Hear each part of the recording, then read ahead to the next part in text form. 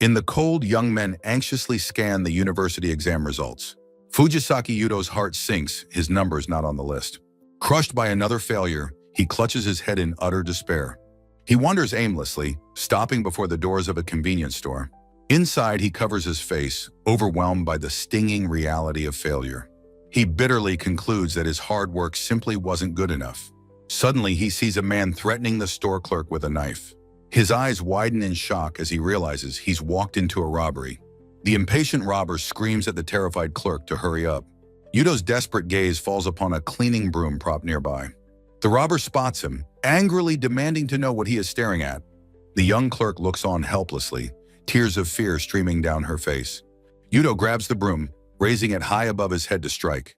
With all his might, he brings the broom down on the robber's skull. The robber stumbles forward, dazed and disoriented from the powerful blow. The clerk seizes her chance, grabbing a ladle from the hot Odin pot. She swings the ladle, preparing to fling the scalding contents at the man.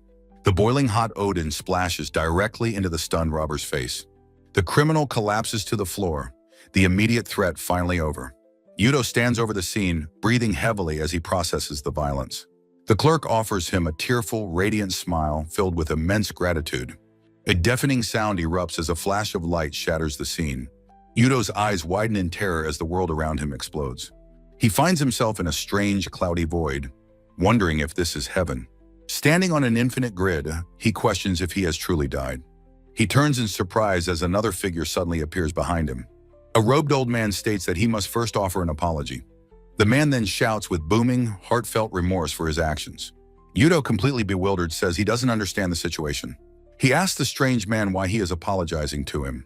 The man explains that Yudo was killed by stray magic he had cast. Stumbling backward, Yudo realizes the true identity of the man before him. The man's form becomes imposing as he reveals he is a lesser god. He explains this place is the boundary world, a step before heaven. Yudo was accidentally pulled in while the god was passing judgment. The lesser god once again expresses his sincere regret for the mistake. Panicked, Yudo desperately asks what is going to happen to him now. The god explains he will use his divine power to reincarnate Yudo. He cannot return him to his old world, only to the one he manages. He admits his own power is fading, limiting what boons he can grant. Yudo asks what kind of world he will be sent to. The god grandly declares it is a fantasy world of sword and magic. He warns, however, that it is also a very dangerous place full of monsters. As an apology for his error, he offers to grant Yudo a special skill. Yudo asks if he can ask some questions, and the god agrees. He learns he will be reborn as a baby and can use magic. The god confirms this, but is confused by the term all attribute. Yudo asks what types of magic exist in this new world. The god lists the 4 main elements, as well as holy magic. He instructs Yudo to say status open to see his latent abilities. Yudo takes a breath and obediently speaks the command phrase aloud. A translucent, game-like screen materializes in the air before him. He is shocked to see his incredible, high-ranking aptitude for magic. The god is amazed, noting Yudo's S-rank skill is entirely his own. Stating their time is short, the god asks for Yudo's final wish. Yudo pauses, his life of fruitless struggle flashing before his eyes. He passionately declares he wants a talent that will reward his effort. The lesser god is completely baffled by this seemingly ordinary request. He asks Yudo if that isn't just how things normally work. Yudo insists it's different for him, fearing his stats won't grow. The god listens thoughtfully as Yudo explains his fear of wasted effort. Understanding, the god decides to grant him the skill, Heaven's Gift. This powerful ability will require 3 times the normal experience points. However, each level up will increase all of his stats simultaneously. Yudo eagerly accepts, knowing his hard work will finally be rewarded. As a bonus, the god also grants him Heaven's Eye for appraisal. Yudo then asks what will happen to the lesser god after this. The god explains that in reincarnating Yudo, he himself will die. His 2 other avatars will take over, but with only half his power. They will be unable to properly guide or explain things to Yudo. The god places his hands on Yudo's shoulders, a final solemn benediction. He says their time is up as a brilliant light consumes Yudo. He is reborn as Mars Bryant, a crying infant with a status screen. A year passes in his new home, a simple 2-story house. He grows from a crawling baby into a determined, walking toddler. For the past year, he has been secretly using his Heaven's Eye. He learned that exhausting his MP to 0 would increase his maximum pool. The Bryant family, Sieg, Maria, and Ike, gathers for a warm dinner. His father, Sieg, remarks that his youngest son is quite a handful. His mother, Maria, says it's good that he inspires his brother. His older brother, Ike, agrees that Mars is amazing while eating. His status screen shows his MP has grown to an incredible 873. His secret training involves using all his MP until he falls asleep. He wakes up, thrilled to see his magic power has increased yet again. Reaching for the ceiling, he decides it's finally time to use magic. He lies in his crib, focusing his will, ready to cast a spell. He tries but realizes he can't do it on his own. A mischievous, brilliant plan begins to form in his clever mind. He tries to cast thunder, but knows he needs someone to teach him. He feigns sleep, determined to have his parents teach him magic. At the dinner table, he sees the perfect opportunity to enact his plan. He gets his parents' attention, sweetly calling out to them. He asks them how to use magic, completely surprising them. His mother smiles gently, asking why he suddenly wants to know. He puts on his most earnest and adorable face to win her over. He claims he wants to master any talents he has as early as possible. His mother says she will teach him alongside his older brother, Ike. He then asks if he can learn healing magic to help them. Maria is touched, wondering why he would want to learn such magic. He claims he dreamed of healing them, stunning his parents into silence. In the Bryant household, dinner is violently interrupted as Sieg falls from his chair. From the floor, Sieg urgently whispers to Maria about confirming Mars's holy magic. He composes himself, agreeing with Maria that they must begin the boys' training. Mars tells his older brother Ike that they must go to bed for an important discussion. The two boys cheerfully agree and head upstairs, excited for the morning. The next day, Mars happily informs Ike that their parents will teach them magic. Sieg stands before his sons, ready to make a very important promise with them. He explains the rarity and immense value of holy magic, which can heal any wound. Leaning in close, Sieg impresses upon Ike the absolute secrecy of Mars's potential gift. Holding Mars's small shoulders, he asks his youngest son if he truly understands. Mars, his secret plan working perfectly, gives a bright, innocent yes in response. Ike takes charge, announcing he will teach the basics before they test their aptitude. The two brothers sit in the grass, focusing on the core of magic within them. Ike instructs Mars to visualize his mana circulating throughout his entire body. A diagram shows the swirling nexus of power at the center of Mars's being. Mars concentrates, feeling the flow of magic as if it were his own blood. A faint aura surrounds them both, as Ike declares that they have succeeded. Their parents watch in astonishment, remarking on Mars' incredibly high magic reserves. A crystal ball is brought out to appraise their abilities, starting with Ike. Ike's status is revealed, confirming his talent for swordsmanship and fire magic. Mars feigns shock at his own stats, his MP dwarfing that of his parents. The next day, a new, more serious phase of their training is set to begin. Sieg returns from his trip to the village with two new magic grimoires.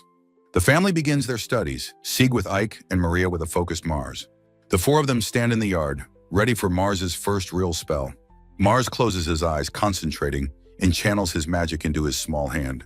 He feels the power gather in his palm, a tangible, swirling ball of energy. His eyes snap open as he prepares to chant the incantation for the spell. He takes a deep breath and shouts the word wind with all his might. A powerful gust of wind erupts from his hand, knocking his family over. The explosive blast of wind magic swirls across the yard with incredible force. Overjoyed, the family rushes forward and envelops Mars in a massive group hug. They praise his terrifying and amazing talent, inspired by his incredible potential. A few days later, the family celebrates as Ike masters his first fire spell. 1 year passes, and the two brothers stand outside their home, visibly older. In the yard, Ike and Mars face each other, preparing to spar. Mars closes his eyes, calmly gathering his immense magical energy. Ike also concentrates, focusing his own fiery power for the match. Mars effortlessly deflects an attack with a powerful blast of wind magic. Ike counters, unleashing a roaring fireball with fierce determination. Their status screens reveal their incredible growth, especially Mars's massive mana pool. Sieg and Maria return home from their work, calling out to their sons. The boys rush to the gate, happily welcoming their parents back. Sieg announces he got something good today and will show them later. The scene transitions as birds scatter across the evening sky. Gathered at the table, the family waits for Sieg to reveal his prize. With a proud smile, Sieg dramatically presents a magnificent, ornate sword. The blade is a salamander sword, which boosts the wielder's magic power. Mars is amazed that a weapon can increase one's magic just by holding it. Sieg presents the powerful sword to his eldest son, Ike. Ike is overjoyed, thanking his father for the incredible gift.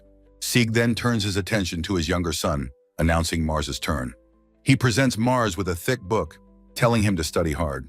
The book is a grimoire for learning beginners holy magic. Mars is ecstatic, clutching the book and celebrating his successful plan. He practices relentlessly, whispering the incantation for the heal spell. Frustrated, he admits to himself that it's not working yet. His practice continues late into the night at the quiet Bryant home. Out in the yard, Mars reflects that he couldn't use heal yesterday. He steels his resolve, believing that with enough effort, he will succeed. With his eyes closed, Mars focuses all of his will and energy. He chants heal, one last time, his body glowing with divine power. A sphere of pure white light materializes in front of his hand. His eyes snap open in triumph as he realizes he has finally done it. He runs to his brother, proudly announcing that he can now use heal. Mars then asks Ike why he isn't using his new salamander sword. Ike smiles, explaining that his father stressed mastering the basics, so he'll keep practicing. He laughs heartily, and Mars thinks to himself how very serious his older brother is. Their playful training is interrupted as Mars suddenly calls out both of their names in alarm. With a look of shock, Mars points at his brother's face, leaving Ike utterly bewildered. Their parents, Sieg and Maria, appear, with Sieg supporting his injured and pained wife. The two boys rush towards their parents, crying out in concern for their well-being. Sieg apologizes for his carelessness in the dungeon, which led to them getting hurt. Mars, his expression suddenly serious, interrupts them and tells them both to wait. Maria bravely insists that her husband's wounds are far more severe than her own. Sieg asks what's wrong, but Mars steps forward, raising a hand to stop their debate. A close-up reveals Mars's determined expression as he prepares to act on his own. He places a hand on his father, casting heal as a brilliant light erupts. Sieg's eyes widen in utter shock as the healing magic courses through his body.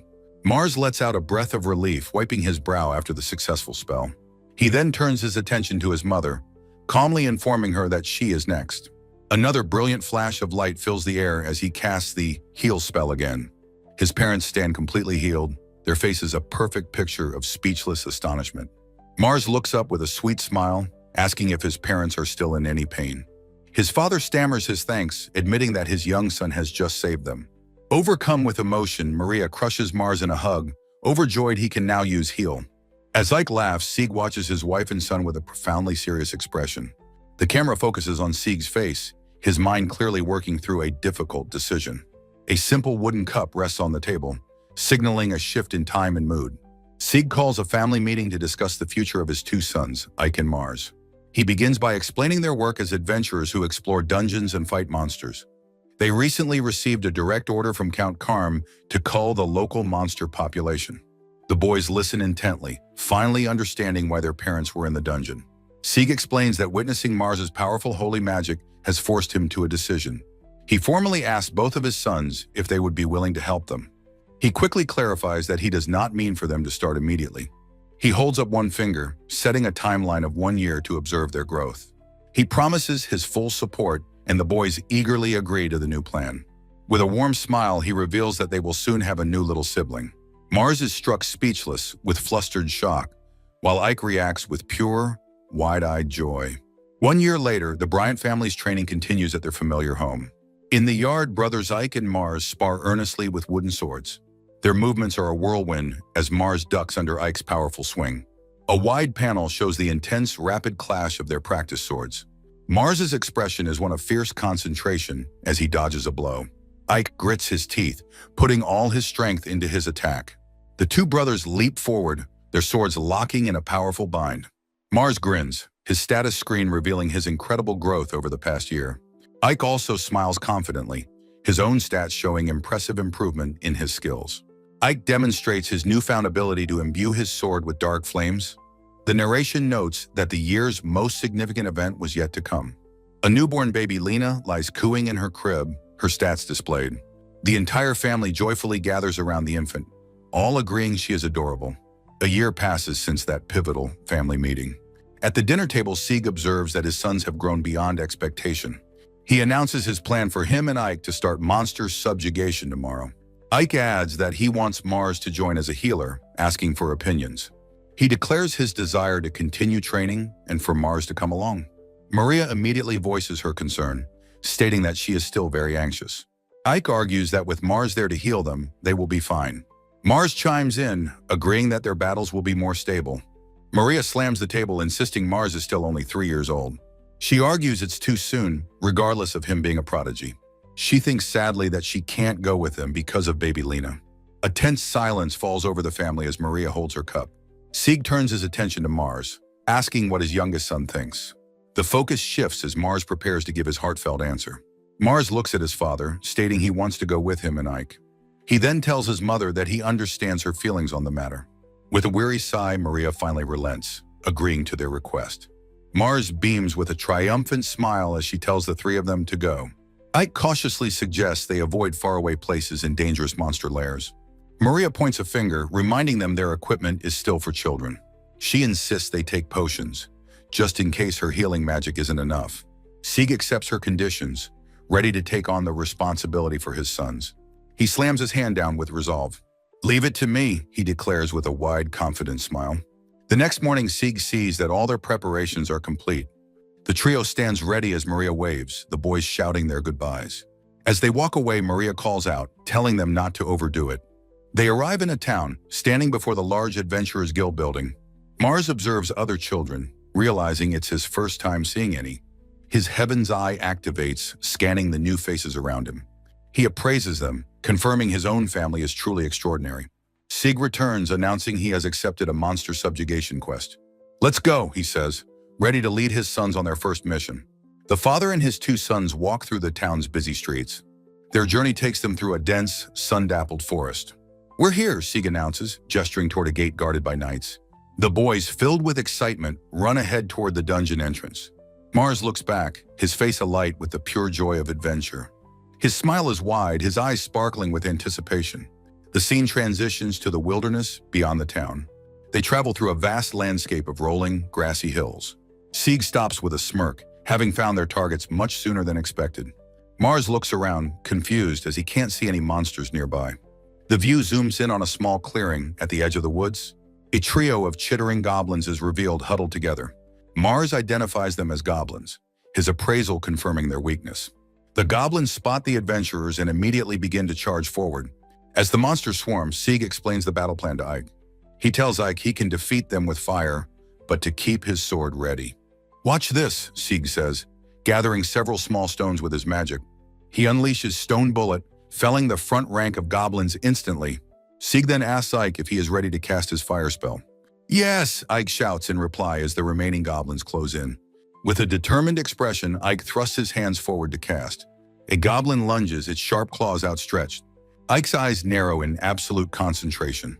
"Fire," he yells, unleashing a massive roaring ball of flame. The goblins are incinerated as Sieg praises his son's excellent work. The family stands over the smoldering remains of a defeated goblin. Sieg's gloved hand retrieves a glowing magic stone from the creature's chest. He explains that these stones can be sold for money at the guild. He then burns the corpse, warning that monsters can become undead. "All right, let's go," Sieg says, ready to continue their hunt. Mars eagerly asks his father if he can use his magic next. Sieg laughs, explaining that wind magic isn't strong enough to kill monsters. Mars smiles brightly, clarifying that he will use Wind Cutter. His father is utterly shocked, asking if he has really learned that spell. Mars explains he figured it out while experimenting with his magic. A proud Sieg recovers, agreeing to let his son try it out. A new group of goblins spots the trio from a distance. The monsters charge forward with savage, snarling expressions. Sieg calls out to Mars as the boy steps forward to face the threat. Mars tells his father to attack after he has made his own move. He plans to unleash his spell once the goblins are in range. His profile is sharp and focused, ready for the coming battle. He tells Ike to be ready to finish off any survivors, and Ike agrees. With a determined look, Mars declares that his target is the neck. "Now," he shouts, his hand thrust forward as the goblins charge. He unleashes Wind Cutter, a shimmering blade of air shooting forward. The invisible blade slices cleanly through the air at neck level. The charging goblins are completely unaware of the devastating attack. The blade of wind passes through the entire group in an instant. The goblins' heads are cleanly severed, their faces frozen in shock. "Nice one," Sieg shouts with a confident wink. The headless bodies collapse as Sieg praises his son's incredible power. Ike rushes in, his sword a blur as he strikes down the last survivor. A flurry of action lines marks the swift and brutal end of the battle. A glowing magic stone is held over the smoldering remains of defeated monsters. Sieg proudly praises his two sons, telling them they both did a great job. He suggests they hunt a few more goblins, and the boys enthusiastically agree. The sounds of battle echo through the forest as they continue their hunt. Mars unleashes a blast of powerful magic, his expression focused and intense. Ike follows up with a powerful, decisive swing of his gleaming sword. His blade finds its mark, felling another goblin with a clean strike. Suddenly, a brilliant flash of light envelops the battlefield. The golden light grows brighter, pulsing with an incredible, otherworldly energy. Ike stands over the fallen, his hands still glowing from the surge of power. His eyes widen in utter shock and disbelief at the sensation. Looking at his hands, he realizes with a gasp that he has leveled up. His father and brother congratulate him, and Sieg decides their work is done. They return to the comfort and safety of their family home in the wilderness. At the dinner table, Mars eats his meal, his mind elsewhere. A burning desire consumes him. He vows that he too will level up soon. That night he sleeps, his dreams filled with the promise of newfound strength. The next day they face a massive horde of goblins in the forest. Mars, his face set with determination, declares that today is his day to level up. He raises both hands, preparing to unleash his full power upon the enemy. A massive vortex of wind erupts from him, tearing through the goblin ranks. Breathing heavily, he whispers his success as a status screen confirms his level up. Bathed in the golden light of his ascension, he calls out to his family. Sieg notes how much Mars's stats increase, recognizing his unique talent. Looking at the sea of corpses, Sieg wonders why there are so many goblins. He decides this anomaly is an emergency that must be reported to the guild. He realizes they've defeated over 100 goblins, yet the numbers don't decrease. Back home, Sieg explains the grave news of a monster outbreak in Almeria. With the guild short-staffed, a nominated quest has been issued directly to him. He gathers his family to discuss the dangerous investigation, asking for their opinions. Ike, ever eager for adventure, insists that they should go and investigate. He argues that if it's just goblins, he is strong enough to help. Maria objects fiercely, worried that a more powerful monster might appear. Mars, sensing the tension, suggests they should stop, as he's not strong enough. He asks his father if they can postpone the dangerous quest for now. Caught between his duties and his family's safety, Sieg slumps in defeat. He decides to put the nominated quest on hold for the time being. Instead, they will continue training and gaining experience by fighting monsters. Their training intensifies, and they soon encounter a new type of monster. Sieg identifies a lone kobold, a dog-headed humanoid, noting its stats. But his assessment is wrong. They are suddenly surrounded by a massive horde. Sieg instructs them to create distance and leads a charge to break through. They run, their feet pounding the earth as they fight for their lives. Sieg turns back, shouting an order to his sons over the din of battle. "Break through," he roars, leading them through the encirclement of monsters. A heavy boot crushes a kobold's skull with brutal efficiency. Sieg laughs, invigorated by the thrill of the fight. The two brothers fight side by side, their teamwork honed by battle. The horde of snarling kobolds presses their attack relentlessly. Ike, surrounded, brings his sword down in a powerful arc. He carves a path through the monsters, his expression grim and determined. Mars unleashes a powerful wind spell, sending kobolds flying in all directions. The forest is filled with the sounds of their desperate, unending battle. A month of relentless fighting passes in a blur of combat. After another grueling battle, a familiar golden light appears. Ike, his sword held high, announces that he has leveled up once again. Their new impressive stats are shown, and Ike suggests they head home. They walk away from a smoldering pile of corpses, their victory complete. Back home, Mars quietly watches his baby sister Lena sleep peacefully. A decision forms in his mind. It's time to reveal his appraisal ability.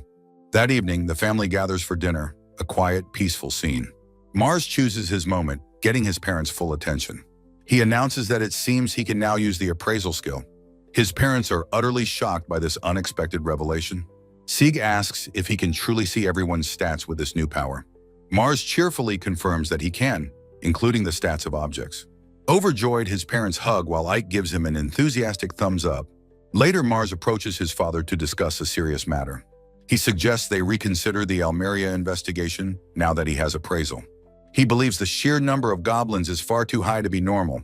Sieg, armed with this new information, agrees they should investigate. Maria, her earlier fears assuaged, agrees with the decision as well. With his family's unanimous support, Sieg confirms their new course of action. The two brothers look on, their faces set with determination. Sieg announces he will formally accept the nominated quest the next day. The next morning arrives, bringing with it a new sense of purpose. Sieg tells Maria he was thanked for accepting the dangerous quest. Maria waves a tearful goodbye, telling them to be careful on their journey. As they travel, Sieg explains their destination is an old abandoned mine. Their journey is interrupted by a goblin throwing a rock at them. A blast of fire incinerates it as the wagon continues on its way. A weathered, broken sign marks the entrance to the old mining area. They crest a hill and are shocked by the scene below. The entire village is swarming with hundreds of goblins, an unbelievable sight. From a rooftop, Sieg gives his sons their orders for the coming battle. The plan is simple, designed to use their individual strengths. It is a two-pronged attack to maximize their efficiency. With a deafening explosion, the battle begins. Ike unleashes a massive fireball into the heart of the goblin village. The goblins, enraged and confused, turn their attention towards the attackers. As predicted, the entire horde charges up the hill towards their position. Ike watches them come, a confident, predatory smirk on his face. The tide of green skins surges forward, closing the distance in an instant. Sieg stands before Mars, ready to unleash his own devastating attack. The three of them stand together, a small but powerful force. His stone bullets tear through the front ranks with brutal force. The barrage continues, each impact sending goblins flying in a shower of gore. In the midst of the carnage, Mars levels up once again. After the battle, he begins to collect the valuable magic stones. He stands before several large bags, a testament to their incredible victory. Mars urgently calls for his father, having discovered something important in the abandoned village. The Bryant family, Sieg, Ike, and Mars, stops, looking up with shared surprise. Before them stands a massive gate, which Sieg identifies as Mars marvels at its size. A deep, groaning shudder runs through the heavy timber as the gate begins to move. The gate creaks open, revealing a giant hobgoblin and its horde, shocking Sieg. Mars looks up in wide-eyed astonishment at the sudden appearance of the new threat. Ike is equally stunned by the monstrous creature looming in the doorway. The hobgoblin steps out, and Mars's Heaven's Eye displays its formidable stats. Mars internally notes that this hobgoblin has incredibly high HP and durability. Sieg quickly devises a strategy. Defeat the smaller goblins first, then the big one. Ike agrees with a sharp cry and dashes forward into the fray. Mars uses his wind magic to launch himself into the air like a bullet. Ike charges ahead, his sword held ready to cut down the goblin minions. The hobgoblin watches as Ike easily dispatches the smaller goblins guarding it. The creature's attention is immediately drawn to the bizarre flying child, Mars. Snarling, the hobgoblin raises its muscular arms to block the airborne threat. Seizing the opening, Ike leaps high, his sword raised for a devastating overhead strike. Ike's face is a mask of fierce determination as he descends upon the monster. The hobgoblin roars in pain and rage as the blade makes contact. The sword smashes into the creature's shoulder with a powerful, crunching impact. Ike lands hard, skidding across the ground from the sheer force of his blow. He quickly recovers his footing, ready for the next phase of the attack. Ike yells for Mars to aim for the creature's eyes, creating another opening. Ike ducks low, avoiding a clumsy, retaliatory swing from the wounded hobgoblin. The monster tries to shield its face, but Ike's speed is overwhelming. The hobgoblin is completely caught off guard by the boy's sudden burst of speed. Propelled by Mars's magic, Ike closes the distance in an instant. The hobgoblin clutches its face, reeling from the swift, unexpected attack. Ike drives his sword upward in a clean, powerful, finishing thrust. The force of the final blow sends the massive monster stumbling backward, defeated. Ike's eyes narrow with cold, focused intensity as he executes the final move. A close-up shows his sword flashing as it delivers the fatal strike. With the battle won, Ike marvels at the enormous magic stone he recovered. From above, Sieg proudly congratulates his son on a job well done. He stands before a massive gate, a somber expression on his face. The dark, ominous energy pulsing from within makes his hair stir. Sieg gasps, a shocking and terrible realization suddenly dawning on him. He confirms his worst fears. This is a dungeon spawning a labyrinth lord. Mars asks what they should do, and Sieg suggests a brief exploration. If goblins are inside, he reasons, they will have proof for a report. The two boys agree, and the trio ventures through the large wooden gate. They proceed down a long, dark corridor paved with ancient, uneven stones. Sieg decides they will check one last area before returning home. With a low groan, the smaller iron-barred gate creaks slowly open. Mars peeks around a corner and is startled by what he sees. His Heaven's Eye appraises the three robed figures, identifying them as mages. Sieg confirms that the strange new enemies are indeed troublesome goblin mages. He warns the boys that the creatures are a nuisance because they use magic. He declares they must strike before the mages can cast their spells. The three of them charge forward in a perfectly synchronized, thunderous assault. The goblin mages are completely startled, caught off guard by the sudden attack. Mars slides low, unleashing a powerful blast of wind magic at one. Ike follows immediately, his sword a silver blur as he cuts another down. Sieg finishes the last one, his staff crashing down with devastating force. In the now silent chamber, Ike excitedly points out a treasure chest. Sieg, cautious of a trap, asks Mars to use his appraisal skill. Mars agrees instantly, his eyes widening with intense concentration. His ability reveals the chest's contents are determined by the opener's luck. He reports that it is not a trap, but better luck yields better treasure. With a smile, Sieg decides that Mars should be the one to open it. Mars nods with grim determination as he prepares to lift the lid. The heavy wooden lid opens with a distinct, satisfying click. His eyes widen in pure astonishment at the glowing treasure inside. He exclaims in awe, identifying the magical bracelet of fire within. Ike celebrates, overjoyed that his fire magic will now be even stronger. Their mission complete, the family now heads towards the Adventurers Guild. Sieg, with his sons Ike and Mars, announces he must report to the Guildmaster. A receptionist asks if the children will join, and Sieg confirms they will accompany him. In a grand office, the Guildmaster welcomes Sieg, acknowledging his difficult work. His attention turns to the small figures beside Sieg, and he asks who they are. Sieg proudly presents his sons Ike and Mars, who formally introduce themselves. The powerful man introduces himself to the small group as Guildmaster Ralph Sargent. Sieg immediately begins his report, his tone grave as he discusses the quest's findings.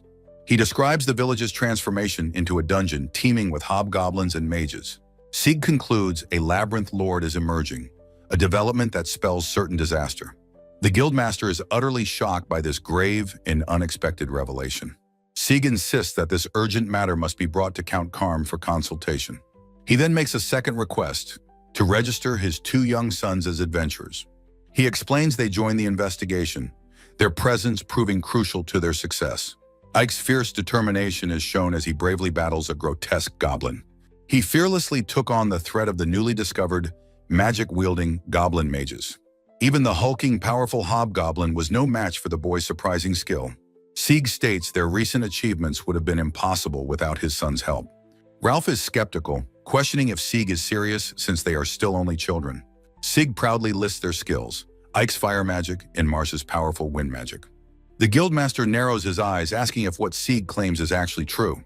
The boys give a stunning demonstration, their raw power leaving Ralph utterly speechless. Convinced, Ralph agrees to approve the adventurer registration for both Ike and Mars. Ike and Mars beam with joy, their faces alight with pride and excitement. As night falls on the town, their grateful thanks echo through the quiet streets. Back at their peaceful home, a new day of training is about to begin. The morning sun rises, casting long shadows across the familiar family yard. The sounds of sparring practice fill the air, a testament to their dedication. In the yard, Ike bests Mars in a friendly but fierce sword-fighting match. Ike helps his brother up, assuring him that one day he will be even stronger. Their father, Sieg, calls out to his sons from the manor's doorway. He smiles warmly, welcoming his two young warriors home after their training. At the family table, Sieg discusses the quest reward, promising to divide it fairly. Ike, thrilled with his new bracelet of fire, says the magical item is reward enough. Mars confidently declares his new goal, to learn earth magic from his father. The two boys, Ike and Mars, are stunned into silence by their father's reaction. Sieg laughs heartily, agreeing to teach Mars earth magic despite their endless requests. He then presents his sons with their new E-rank adventurer cards. Maria, their mother, thoughtfully considers what the future holds for their family. Sieg gathers the family to discuss an important request he has received. He explains the offer from the guild and the count to manage the dungeon. In return for their service, he has been promised the title of Baron. He then asks his family for their opinion on this life-changing opportunity. Maria warmly agrees, thinking it is a wonderful idea for them all. Ike enthusiastically voices his approval for the ambitious plan. Mars chimes in, agreeing with his mother and older brother. With his family's unanimous support, Sieg formally accepts the prestigious offer. A great caravan of pioneers begins its long journey toward the untamed frontier. 6 months later, a thriving town has been established at the dungeon's entrance. The family returns from a successful hunt, their power having grown immensely. They walk through their new town, greeted warmly by other adventurers. A D-rank party known as the Blue Fangs waves a friendly hello. A young girl thanks Maria for looking after her baby sister Lena. Their new home is a grand manor, befitting the new Bryant barony. Sieg announces their next mission, to conquer the dungeon's lower levels. He declares that all four of them will go and tells them to prepare. The boys eagerly agree, their faces alight with excitement for the challenge. Standing before a massive dungeon gate, Sieg asks if everyone is ready. The Bryant family stands united, a formidable party of four adventurers. A single determined footstep crosses the threshold into the darkness. They are immediately confronted by a massive horde of goblins and a hobgoblin. Sieg challenges his sons to see how many monsters they can defeat. With a unified cry, the two brothers charge into the fray. The tide of snarling goblins swarms towards the young warriors.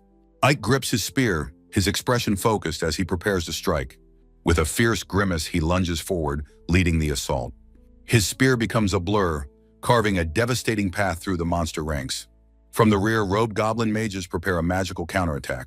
One of the mages unleashes a blast of energy directly at Ike. Ike, with incredible agility, gracefully dodges the magical projectiles. The goblin mages are stunned by his impossible speed and reflexes. Mars moves to support his brother, his hand crackling with wind magic. He slides low across the stone floor, a blur of motion. A massive ogre looms over him, its huge hand ready to crush him. Mars looks up, his eyes wide but his focus unwavering on the giant foe. He strikes the ogre's leg with a powerful, wind-imbued blow. The ogre roars in pain and surprise from the unexpected attack. Mars shouts that he is aiming for the monster's eyes, creating a diversion. He follows up with a powerful kick to the creature's head. The massive ogre collapses to one knee, stunned and disoriented. Ike seizes the opportunity, leaping onto the ogre's back. His sword flashes through the air, aimed directly at the monster's skull. He drives the blade deep, delivering a clean and fatal finishing blow. The two brothers stand victorious over the fallen beast. The ogre's massive fanged maw is frozen in a silent, final roar. They have proven their strength, defeating the powerful monster together. Their victory is rewarded with the discovery of a treasure chest.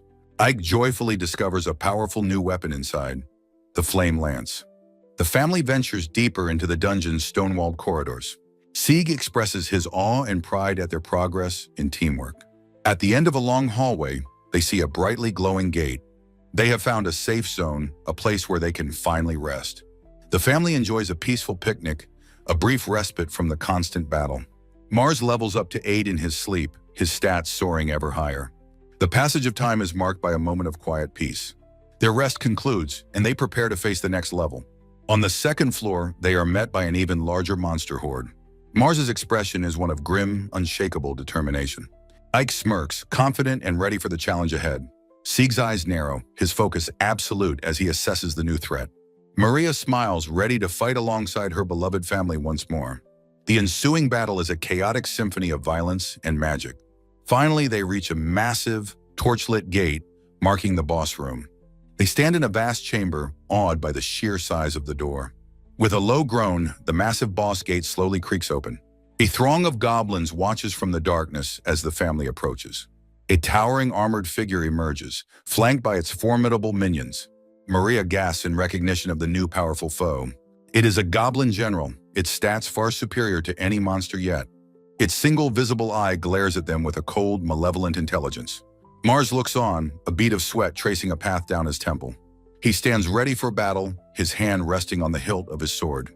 Sieg deduces that a goblin king must reside in the dungeon's deepest chamber.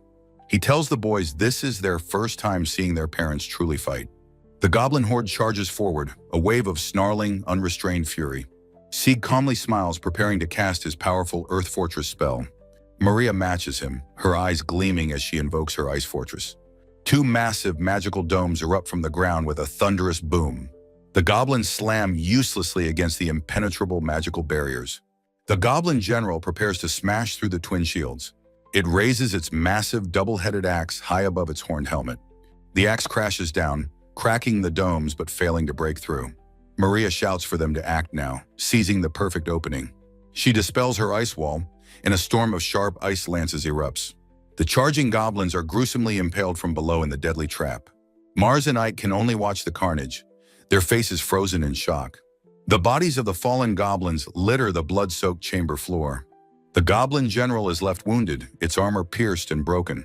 It lets out a furious roar, its face a mask of pure, unadulterated rage. The entire goblin army has been defeated in a single, brilliantly executed move. Sieg and Maria turn to their sons, casually asking how they did. The boys can only exclaim that what they just witnessed was truly amazing. The scene shifts from the dark dungeon to a bright, cloud-filled sky. The view pans down to reveal a bustling, sun-drenched metropolis, Labyrinth City Granzam. A kind-faced young woman coos, calling the cute, fluffy creature in her arms adorable. In the city of Granzam, Clarice's peaceful moment with a fluffy animal is interrupted. A young man cries out that it's an emergency, leading her to a large infirmary. The room is filled with injured adventurers, their bodies broken from battle. A bandaged man weakly reaches out, begging her for healing. Clarice quietly agrees, her expression serene and focused. She gathers her power, a brilliant sphere of pure light forming between her hands. With a gentle smile, she prepares to cast her heal spell. The scene shifts to a dark, torch-lit dungeon corridor. A powerful goblin general materializes from a magical circle, startling its kin. Sieg explains that this is a special room where goblin generals endlessly respawn. From a safe position, he and Maria tell their sons to gain experience here. Sieg gives a grim order: fight the horde until they collapse. With determined faces, Ike and Mars charge into the fray. A wall of hulking, armored goblin generals stands ready for their assault. Ike leaps onto a goblin's shoulders as Mars dodges a massive sword. Ike drives his spear into the goblin's neck as Mars slides underneath the blade. Mars vaults into the air, preparing a powerful magical strike. He delivers a devastating slash across a goblin's helmeted face. He lands gracefully on another goblin's sword, using it as a springboard. He slides under another attack, his movements a blur of motion. Mars plunges his dagger deep into the back of a goblin general. A montage of battle scenes fades to black, signifying a full year has passed. The relentless training continues, with Mars sliding under another attack. He delivers another killing blow to a goblin's head. The dungeon floor is now a thick, grisly carpet of goblin corpses. Their updated stats show incredible growth. Ike is level 19, Mars is level 14. Sieg stands with Maria, proudly telling his sons they've worked hard. With a smile, Sieg announces it's time to proceed to the next level. They descend a dark staircase, a sign marking the dungeon's third floor. The entire family looks on with apprehension, sensing the immense power ahead.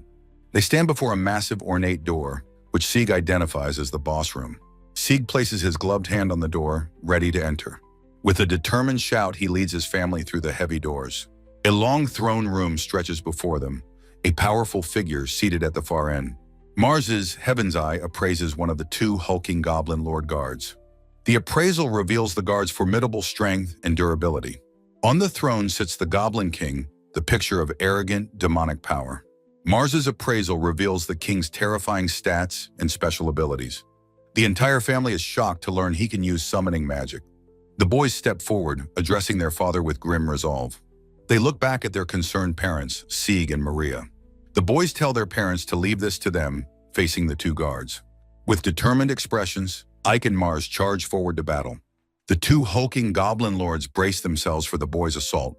The brothers are a blur of motion, their blades flashing against the armored guards. Sieg and Maria watch from the entrance, their faces etched with shock and awe. The throne room becomes a whirlwind of combat as the brothers fight flawlessly.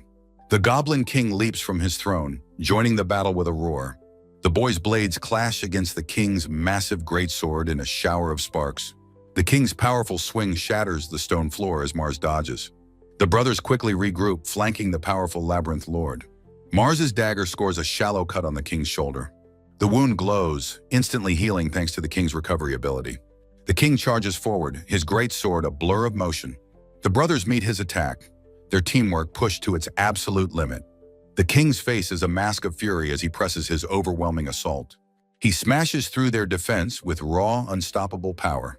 Ike is caught off guard by the ferocious, relentless attack. The flat of the king's blade slams into Ike, sending him flying. Ike's hand loses its grip on his spear as he is thrown back. The king smirks triumphantly, his powerful attack having found its mark. Ike is thrown backwards, unable to block the immense force of the blow. The king's powerful swing sends Ike skidding across the stone floor. Ike lands hard, clutching his injured shoulder as his parents rush to his side. He grits his teeth in pain, admitting that he was careless. Mars screams for his brother to heal himself as the king looms over him. Mars's eyes widen with a fierce, protective determination. The king prepares to attack the now vulnerable Mars. The king lunges forward, his greatsword aimed at the lone boy. Mars vows to deny the king even a moment to heal. He declares that he will defeat the Goblin King all by himself. The king smirks, bringing his massive sword down in a contemptuous slash. Mars sidesteps the blow, a blur of motion against the massive attack. He grits his teeth, using the king's own momentum against him. He runs up the length of the embedded sword, defying gravity. He leaps from the hilt, his dagger aimed directly at the king's face. He lands gracefully, his eyes fixed on his surprised foe. The king, shocked, prepares for the boy's next move. Mars becomes a phantom of speed, circling the massive king. His dagger flashes through the air, a constant, deadly threat. The blade becomes a silver arc in the darkened throne room.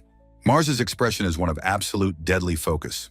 The king's eyes widen, struggling to track the boy's impossible movements. Mars slides under a sweeping attack, his own blade lashing out. The king roars in frustration as his ankle is sliced open. Mars presses his advantage, his face a mask of cold fury. He slices at the king's other leg, crippling the massive beast. The king grimaces in pain and rage, beads of sweat on his face. He is forced to leap back, his mobility severely compromised. Enraged, the king roars and prepares his powerful summoning magic. A host of armored goblin knights materializes, surrounding Mars. Mars unleashes a massive tornado, a swirling vortex of destructive wind magic. The king watches in utter horror as his summoned army is annihilated. He lies defeated on the floor as Mars stands over him. Mars smiles, noting that the king has used all of his MP. With a final decisive movement, Mars raises his dagger for the kill. The blade slices through the air, delivering the final, fatal blow. A notification appears, telling Mars he has acquired a new title. The details of his new titles, Wind King and Goblin Slayer, are displayed. A treasure chest opens, revealing the powerful robe of the fire beast Ifrit. With the Goblin King defeated, Mars announces his two new titles. The scene dissolves, transitioning from the dark dungeon to a new location. We arrive in the bustling, sun-drenched labyrinth city of Granzam. A young girl named Clarice eats a meal with her parents. Her mother asks if she's going out again. Her father cautions her. Clarice agrees with a bright, cheerful smile, ready for her day. She waves goodbye to her parents, announcing that she is off. Her destination is the city clinic, a place of healing and care. Her hands glow with pure light as she casts a healing spell. She mends an adventurer's wounds, who thanks her for her help. Wiping her brow, she cheerfully calls for the next person in line. She quietly worries that the number of patients has been increasing lately. The city streets are lively, but an undercurrent of tension is growing. She overhears two men discussing a kobold sighting in the city. This news makes her anxious, fearing a potential Labyrinth Lord event. She wonders what a Labyrinth Lord is, the term unfamiliar to her. Seeking to ease her mind, she arrives at the city's grand bathhouse. Her eyes widen in anticipation of the warm, soothing waters. The sign confirms her destination, the public bath. The sound of splashing water echoes through the large, tiled room. She sinks into the hot water with a sigh of pure bliss. The bath is large, filled with other women also enjoying the water. Closing her eyes, she exclaims how wonderful the warm bath feels. But her worries return as she sits alone in the swirling steam. A close-up on her troubled eye reveals her deep, lingering concern. She sinks under the water, trying to escape her anxious thoughts. She desperately hopes that nothing terrible will happen to her city. Leaving the bathhouse, she feels refreshed and much better. She is suddenly startled by the sight of a chubby cat in a barrel. Her face lights up with pure joy as she exclaims, "A kitty!" She gently pets the happy cat, her worries momentarily forgotten. She scoops the purring cat into her arms for a warm, comforting hug. A diagram explains that dungeons normally have a set number of monsters, but sometimes the monster population begins to multiply uncontrollably. When they can no longer be contained, they spill out. This is a Labyrinth Lord. Her father asks if she understands the grave explanation. Clarice meekly confirms that she does, her expression worried. She sits with her adventuring party on a cafe's sunny veranda.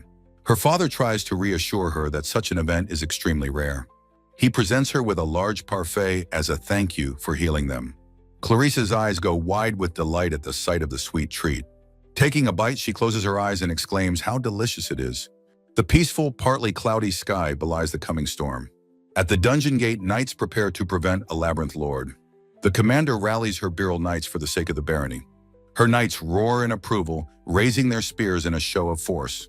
A deep, rhythmic pounding begins to shake the heavy dungeon gate. The knights look at each other, confused by the strange, ominous sound. The commander turns, a questioning expression on her face. The pounding intensifies, the massive gate shuddering violently on its hinges. The gate bursts open, revealing a terrifying, endless tide of goblins. The commander's face drains of color, her composure shattering in terror. The goblin horde swarms out, overwhelming the stunned formation of knights. The commander screams for her troops not to falter as she is pulled down. The remaining knights desperately try to hold the line with all their might. From a watchtower, a guard sees the unfolding disaster below. He stares in disbelief, realizing the gravity of the horrific situation. His eyes widen in panic. This is a terrible catastrophe.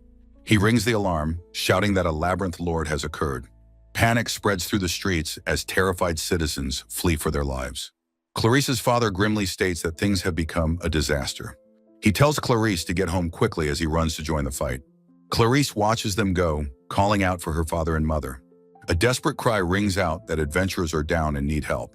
Clarice lowers her head, making a difficult and brave decision. She clenches her fist, her resolve hardening in an instant. Agreeing to help, she announces she is on her way and runs toward danger. The sky darkens as the chaos in the city intensifies. Her father fights bravely, cutting down a goblin with his blade. His female companion fights beside him, her expression fierce and determined. Adventurers and armed citizens hold the line against the goblin horde. Clarice finds a wounded man and asks if he is all right. Her expression hardens with focus as she prepares to heal him. The man thanks her, while others plead for her to heal them next. Her father slams his fists together in a show of gritty determination. He rallies the others, inspired by Clarice's incredible bravery. More goblins watch from the sidelines, ready to join the bloody fray. The adventurers charge forward with a surge of renewed vigor. The townspeople also join the fight, their faces grim and determined. A man is shocked as the defenders' line begins to break. The monster army pushes forward, overwhelming the brave defenders. The people begin to run in a panicked, desperate retreat. A man falls, crying for help as goblins swarm him. The party leader realizes they're at their limit and must manage on their own. He is shocked by a sudden, terrible realization. A boot stomps down. The defensive line has been completely broken. A man screams in terror as the monsters break through the ranks. The party leader declares that they have to do this themselves now. Clarice heals a dying man who hopes help will arrive soon. Someone shouts her name, and she looks up from her work, startled. A close-up on an eye reveals that someone has arrived. Her father has returned, cutting a path through the chaos to reach her. She tells him to wait, that she will heal him right away. He gently stops her, his large hand covering her own. He insists she heal the adventurers first, for everyone's sake. Clarice looks at him, her expression filled with conflict and worry. A wounded man demands that she heal his group first. Another man argues that his own wounds are far more severe. A third man simply clutches his face and cries out in pain. The crowd descends into chaos, each person demanding to be healed first. A pompous man shoves his way through the crowd of wounded townspeople. Clarice stands before the crowd as the nobleman approaches her. He arrogantly declares his noble status and demands she heal him first. He points to an insignificant scratch on his cheek, insisting she treat it immediately. Clarice looks up at him, completely stunned by his selfish demand. The nobleman leans in, showing her the tiny graze he considers an emergency. She bows politely, explaining that his minor wound can wait. With a kind smile, she insists that the adventurers must be her priority. Enraged by her refusal, the nobleman strikes her across the face. The force of the blow sends a shockwave through her. Her parents watch from the sidelines, their faces filled with horror. The surrounding crowd can only stare in stunned, silent disbelief. Clarice touches her stinging cheek, her eyes wide with shock and confusion. Her father roars at the nobleman, telling him not to mess with them. The nobleman draws his thin, decorative rapier with a metallic ring. He raises the sword, declaring he will execute her for her insolence. Clarice kneels on the ground, looking up in sheer terror. She squeezes her eyes shut, bracing herself for the final blow. Her eyes snap open in surprise as someone moves in front of her. Her father's eyes are wide with protective determination. He shields his daughter with his own body, taking the blade in his arm. Clarice screams out for her father, her face a mask of terror. The nobleman shrieks, furious that her father dared to interfere. Her father, bleeding, begs the nobleman to spare his daughter's life. He pleads for forgiveness, his face contorted in pain and desperation. He collapses to the ground as his family rushes to his side. Clarice kneels over him, desperately trying to cast her healing spell. Her hands press against the deep wound as she chants the incantation. A faint magical light sputters and dies, her healing failing. Tears stream down her face as she realizes her magic is completely gone. The nobleman looms over them, sword raised, sentencing them all to death. He screams for them to die and repent for defying him. The city's defenders are about to be overwhelmed by a tide of monsters. A nobleman raises his sword to execute a man before a horrified crowd. The nobleman sneers cruelly, preparing to strike down a young girl, Clarice. A close-up shows the nobleman's face contorted with arrogant rage. An extreme close-up of an eye, wide with shock at a sudden event.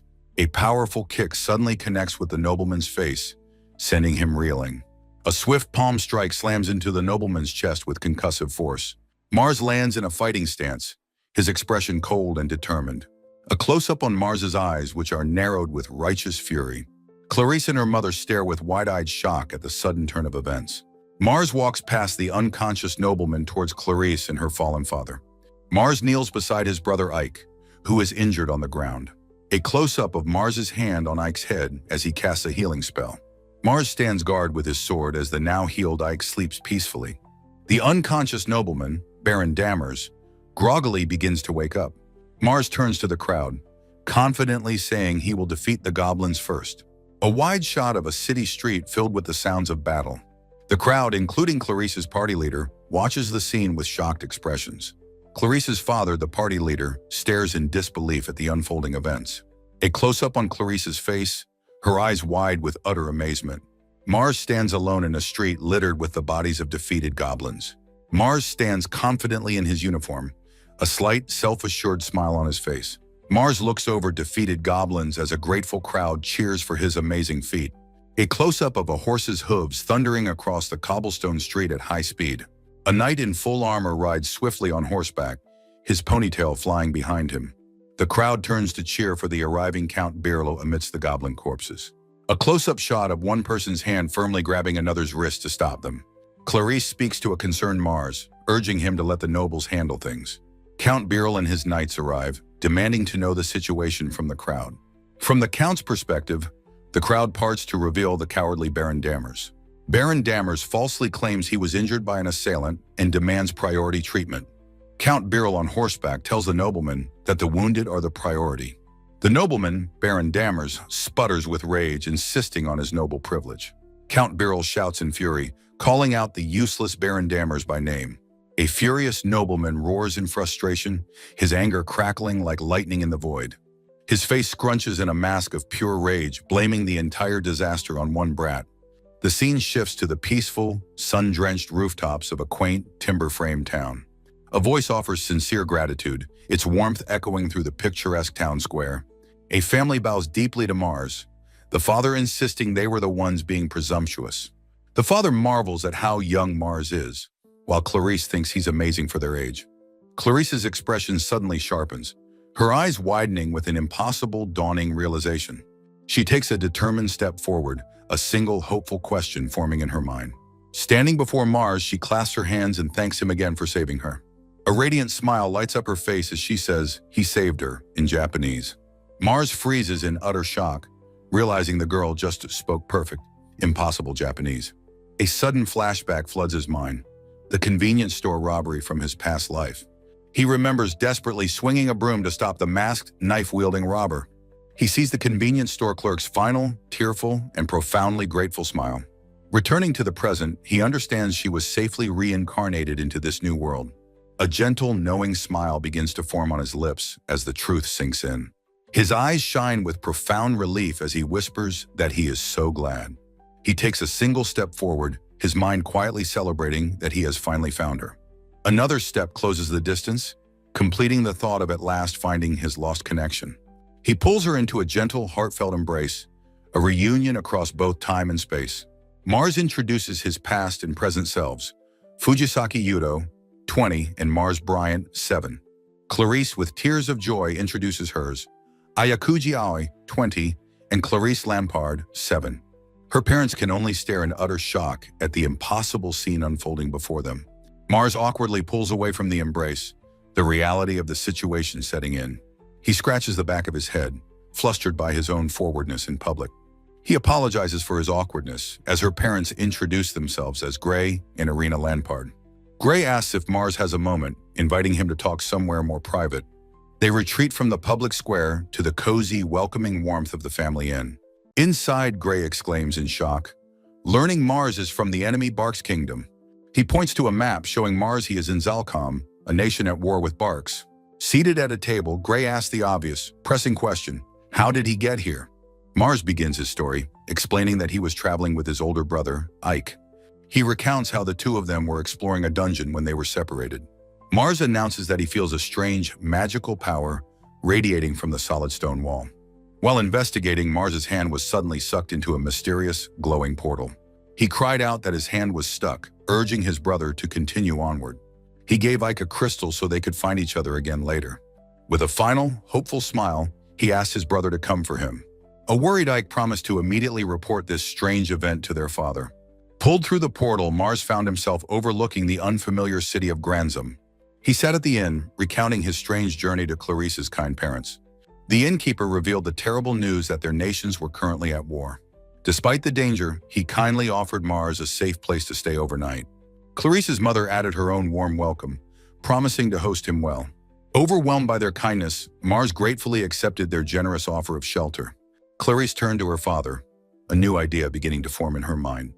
With a bright, cheerful smile, she asked if she could speak with Mars. Mars was delighted at the chance to speak with her on familiar terms. Her father, seeing their budding friendship, enthusiastically gave his permission for them to talk. Clarice began to lead him away, leaving her father looking utterly perplexed. "Let's go to my room," she announced, pulling a surprised Mars with her. In the quiet of her room, her neat white uniform hung on the wall. Sitting together, Mars asked what had happened to her after the lightning strike. He began to recount the story of his own strange, impossible journey. Clarice listened intently, the pieces of their shared past falling into place. A montage of memories flashed by, his past life, the god, his rebirth. Clarice realized the robber was here too, warning against speaking their old language. The sound of marching knights echoed from the street below, drawing their attention. They rushed to the window, peering down at the commotion in the city. Seeing the armed patrol, Clarice wondered if another goblin attack was imminent. In a quiet, protective gesture, Mars firmly took hold of Clarice's hand. A new, unshakable resolve hardened in his eyes as he watched the scene. They stood together by the window, a silent understanding passing between them. His expression softened, his mind now made up about what he had to do. A determined smile spread across his face as he turned from the window. He told Clarice that he was going out to help the people below. Clarice looked at him in complete and utter shock, her eyes wide. She protested, reminding him that to him, this was an enemy country. He declared that nations were one thing, but people were another, transcending borders. He looked into her eyes and vowed to protect her until the very end. Overcome with emotion, Clarice threw her arms around him in a fierce hug. With tears in her eyes, she buried her face in his shoulder, thanking him. As he prepared to leave, he met her parents standing in the doorway.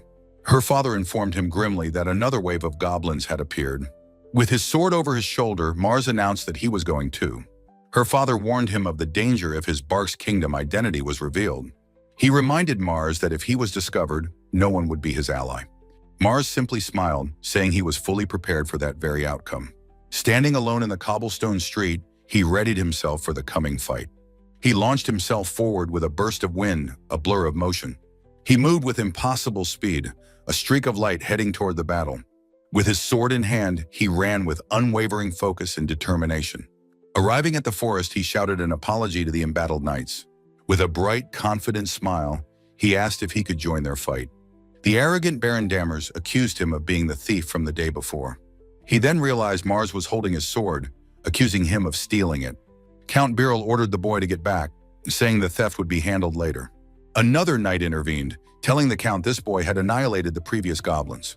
The Count looked at Mars in disbelief, shocked that this child was so powerful.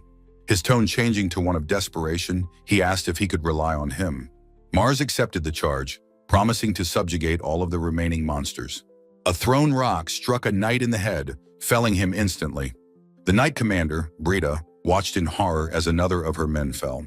Gritting her teeth, she admitted to herself that she had reached her limit. She stood alone, a final bastion against the overwhelming tide of goblins. Though her spirit was strong, her legs trembled with exhaustion and fear. She resolved to become a human shield to buy time for the city's residents. She faced down a massive ogre, its club raised high for the final blow. The giant monster brought its massive weapon down, ready to crush the lone knight. A strange, almost peaceful resignation settled over Brita's face as death approached. Suddenly, a small goblin-like figure leaped onto the ogre, kicking its head. The stunned ogre stumbled back as the small creature turned on its own kind. He moved with brutal efficiency, stomping and crushing the smaller goblins underfoot. Breda could only watch, her mind reeling in utter shock and disbelief. Mars stood over the last goblin, declaring this was the famed holy sword. He turned to her with a smile, saying the goblins were gone. The surviving knights knelt, thanking the legendary holy sword for saving them. As the sun rose, Mars said it was time to return to the Count. He was escorted back to the city, hailed as a hero by the cheering crowds. Count Birrell thanked him profusely, declaring that the holy sword Mars saved Granzam. Mars responded with a bright, enthusiastic smile, ready for what came next. Their discussion would continue in a more formal setting, away from the crowds. They convened at the local Adventurers Guild to discuss the city's future. Inside, weapons of all kinds lined the walls, a testament to the city's warriors. The formidable guildmaster thanked Mars for saving their city from certain doom.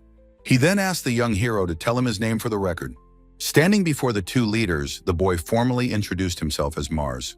Mars then said he had a question for the guildmaster about the situation. He asked if there was any way to stop the Labyrinth Lord for good. The two leaders exchanged a grim, worried glance at the difficult question. The guildmaster explained that conquering the dungeon was the only way to stop it. The unspoken question hung in the air. When could such a feat be accomplished? He lamented that due to the war, they simply lacked the necessary manpower. Mars listened to their grim assessment, simply saying that he understood their plight. Then, with unwavering resolve, he declared that he would conquer the dungeon himself. The guildmaster and the Count were left utterly speechless by his bold declaration. The Count protested vehemently, saying it was far too dangerous to go alone. Just then, Clarice appeared in the doorway, announcing she would go with him.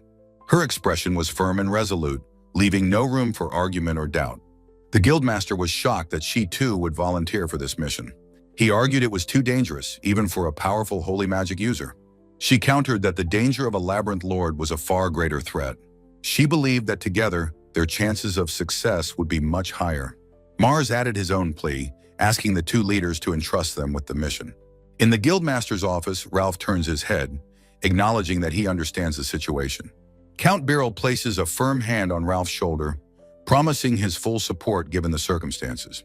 The Count then turns his attention to Mars, asking what he would like as his reward.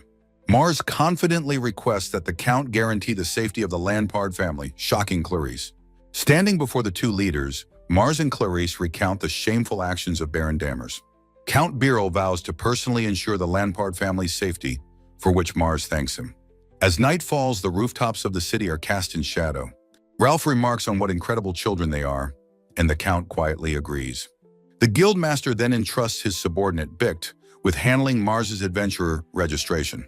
Under the pale light of a full moon, Bicht's voice responds with a crisp, "Yes, sir." Clarice's parents are surprisingly supportive, with her father giving his enthusiastic approval. In their room at the inn, Mars's jacket hangs neatly on a hook.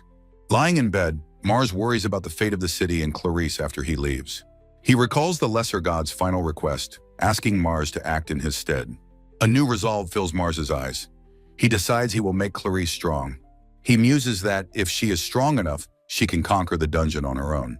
The next morning, a smiling Mars stands in a sun-dappled courtyard, ready to begin. Clarice joins him, the sun glinting off the hilt of her new sword.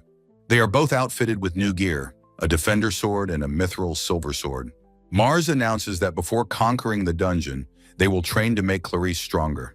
His eye glows with a star-like pattern as he activates his Heaven's Eye ability.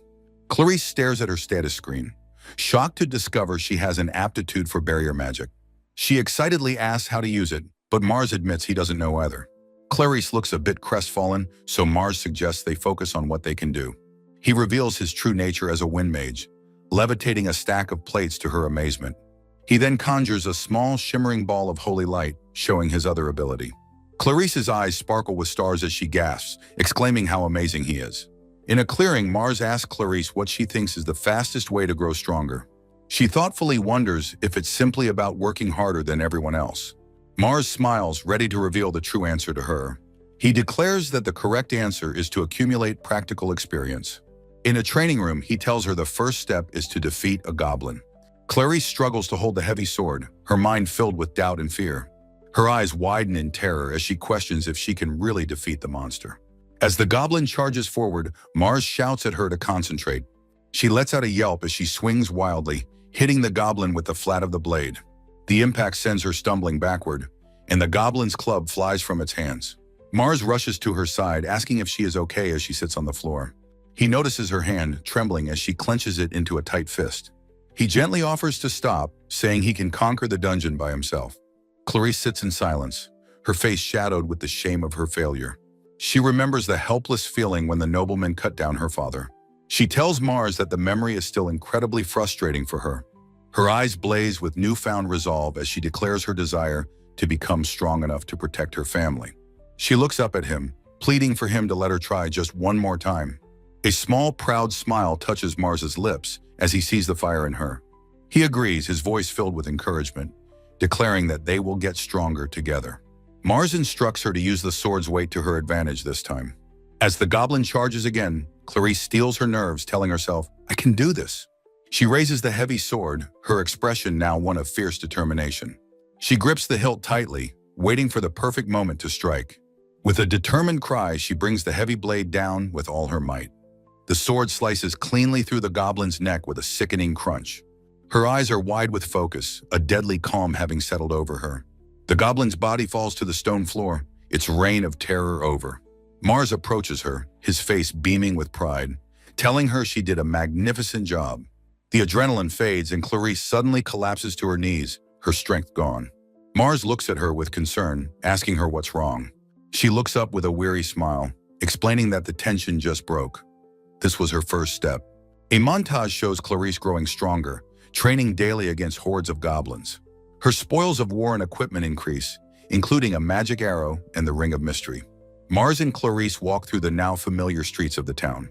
Clarice remarks that many people from outside the city have been visiting the clinic lately. Mars is suddenly struck by a strange feeling, his eyes widening in alarm. He whips his head around, sensing that they are being watched by someone. Clarice asks him what's wrong, but he dismisses it as nothing. He feels a gaze on them, but when he looks around, he sees no one. Clarice cheerfully suggests they go to the dining hall to build up their stamina with some meat. Mars quietly agrees and the two of them continue on their way. From a nearby alley, a mysterious hooded figure watches them go. The figure's eyes are sharp and predatory, filled with a cold, calculating intent. The next day, under a bright, partly cloudy sky, their training continues. In a vast stone chamber, Mars and Clarice face a hulking armored goblin general. Mars muses that Clarice, now at level 20, should be able to defeat it by herself. She stands before the massive creature, a small but determined figure ready for battle. Knowing to create distance against a large opponent, she draws her bow and dashes away. The general lumbers towards her as she takes a moment to aim her shot. She infuses her arrow with magic, preparing her first blinding strike. She aims for the general's line of sight, ready to steal its vision. The magic arrow strikes true, hitting the general squarely in the eye. The monster stumbles back, blinded and thrown off balance by the sudden attack. Clarice begins to whittle it down with a relentless volley of arrows. She draws her bow again, her movements fluid and practiced, a true archer. An arrow strikes the general in its powerful bicep, causing it to flinch. Another hits it in the shoulder, each shot finding a weak point in its armor. A third arrow pierces its hand, disabling its weapon arm and causing it to drop its axe. The general roars in a mixture of pain and impotent frustration. She fires her final arrow, a perfect shot that hits it squarely between the eyes. The massive creature crashes to the ground, its body hitting the stone floor with a heavy thud. Clarice stares in disbelief for a moment, realizing she has defeated it. A triumphant smile spreads across her face as she whispers to herself that she won. She leaps into the air, shouting with pure, unadulterated joy. Mars rushes over, his face beaming with pride, congratulating her on her incredible victory. Clarice bows deeply, thanking Mars for helping her become so strong. Mars suggests they take a break and head back home. He opens a box filled with delicious-looking, freshly made sandwiches. Clarice takes a large, satisfying bite, her cheeks puffed out with food. She declares how delicious it is, her appetite as impressive as her fighting prowess. Mars tells her she needs to eat well to recover from all her hard work. He watches her eat, a gentle and affectionate smile on his face. On the eve of their great battle, Mars and Clarice share a final meal. Clarice notices his somber gaze and asks what is on his mind. He deflects, saying he was only thinking about how delicious the food is. The day of the dungeon conquest arrives and Mars thanks the knights for their escort. As they prepare to enter, Mars feels an unsettling, unseen presence watching them. He looks up sharply, confirming his suspicion that someone is staring at them. Mars tells Count Birol about the gaze, which has grown much stronger today. The Count reassures Mars, telling him to focus while he handles the matter. Mars agrees, though he still feels that something is certainly amiss. The heavy gates groan open, and the party marches into the dungeon's darkness. A horde of goblins immediately swarms them as the Count orders his knights to charge. The Count roars for his men to defeat the monsters, fighting fiercely alongside them. The knights can go no further, leaving the rest of the perilous mission to them. Mars and Clarice proceed alone, descending a dark staircase into the dungeon's depths. At the bottom of the stairs, a squad of heavily armored goblins waits for them. Mars and Clarice stand ready, their expressions confident as they prepare to fight. A chaotic blur of motion and clashing steel erupts in the narrow corridor. They reach the boss door. Mars tells Clarice to leave this fight to him. With a heavy groan, the massive doors to the boss room swing open. The Goblin King sits on his throne, his immense power immediately apparent. Mars is ready for the challenge, his own impressive stats flaring to life. The Goblin King rises from his throne, grabbing a massive double-headed axe. Clarice is shocked, realizing this foe is on a completely different level. They stand before the king, understanding he is unlike any goblin they've ever faced. Mars unleashes a powerful tornado spell, a massive cyclone filling the throne room. Clarice is overjoyed, believing the battle is won and they can finally go home. Meanwhile, in a lavish manner, a darker, more treacherous plot is unfolding. A shadowy figure raises a goblet, savoring a moment of sinister triumph. Baron Dammers laughs maniacally, gloating that his treacherous plan is absolutely perfect. In a dark cell, a captive Count Birol is taunted that he is finished. Dammers declares his coup successful, using his fortune to hire 200 mercenaries. He laughs, declaring himself the new ruler and master of the entire city. A knock at the door has the Baron smugly expecting a progress report. Baron Dammers triumphantly asks if his coup against the knights has succeeded. His subordinate stammers nervously, mentioning the mercenaries, and Dammers' face falls. The Baron turns to find the imposing, armor-clad figure of Count Birol. Dammers' face is a mask of pure terror, sweat beading on his brow. He stands helplessly before the Count and his loyal, heavily armed knights. The scene shifts, a dark transition marking the end of the Baron's ambition. A bright transition follows, heralding the return of the true heroes. The heavy stone gate of the dungeon creaks open into the bright sunlight. Mars and Clarice emerge from the darkness, greeted by a lone waiting guard. The guard welcomes them back, asking how their dangerous mission went. Mars calmly reports their success, and the guard praises their incredible skill. The guard explains that Count Birol is at his villa and will guide them. They travel through the woods, leaving the dark dungeon far behind them. Their journey ends at the magnificent, stately villa of Count Birol. Inside, Mars and Clarice look on, confused by the strange scene before them. They see Baron Dammers kneeling before the Count, who asks what is happening. Count Birol explains that Dammers attempted a coup while they were gone. The disgraced Baron struggles against his bonds, his plan completely foiled. A flashback reveals the Count had spied on Dammers hiring mercenaries. The Count stands over Dammers, sentencing him and his co-conspirator Barker. Dammers' face contorts in horror as he hears his title will be stripped. As the knights lead the traitor away, the Count calmly watches them go. Count Birol pulls Mars and Clarice into a warm, deeply grateful hug. He looks at Mars, his voice booming with pride as he praises them. Birol declares them heroes of the country, and Clarice blushes happily. The Count then elevates Grey Lampard to Baron, who cries out in thanks. He then asks Grey for an answer regarding a previously discussed matter. Grey, still overwhelmed, promises to consult with his family first. As the Lampards prepare to depart, the evening draws to a close. Count Birol graciously invites Mars to stay the night at the villa. Mars accepts the generous offer with a bright, enthusiastic smile. Night falls over the grand manor, a peaceful end to a chaotic day. Mars sits before a magnificent feast, his eyes wide with utter delight.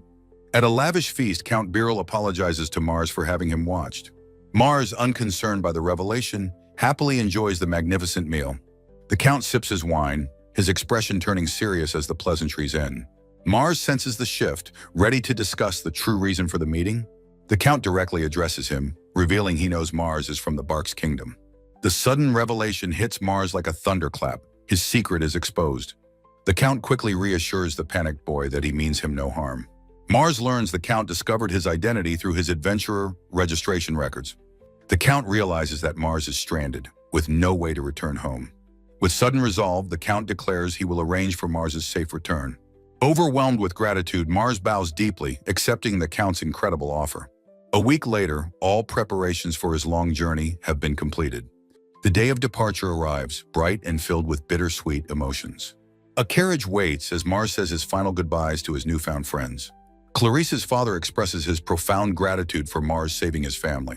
Mars shares a warm, heartfelt farewell with Clarice, treasuring their time together. Clarice listens intently, a silent, momentous decision forming in her eyes. A small, resolute smile appears on her face as she makes her choice. She pivots decisively, turning away from Mars to face her parents. With a clear voice, she addresses her mother and father with purpose. She thanks them for everything, her words of final, loving farewell. With a brave, tear-streaked smile, she announces that she is leaving with Mars.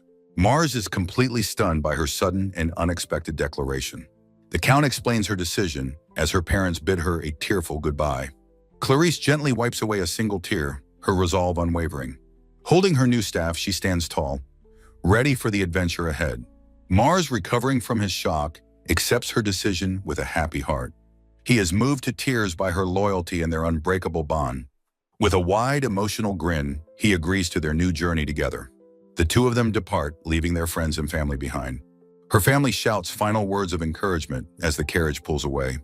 Their journey begins joyfully, filled with new sights and shared meals. They travel through the peaceful countryside, enjoying their time together. At an inn, Clarice happily remarks that traveling is fun. Mars agrees it's because he's with her. Clarice forces a sweaty smile, trying to convince herself that she is having fun.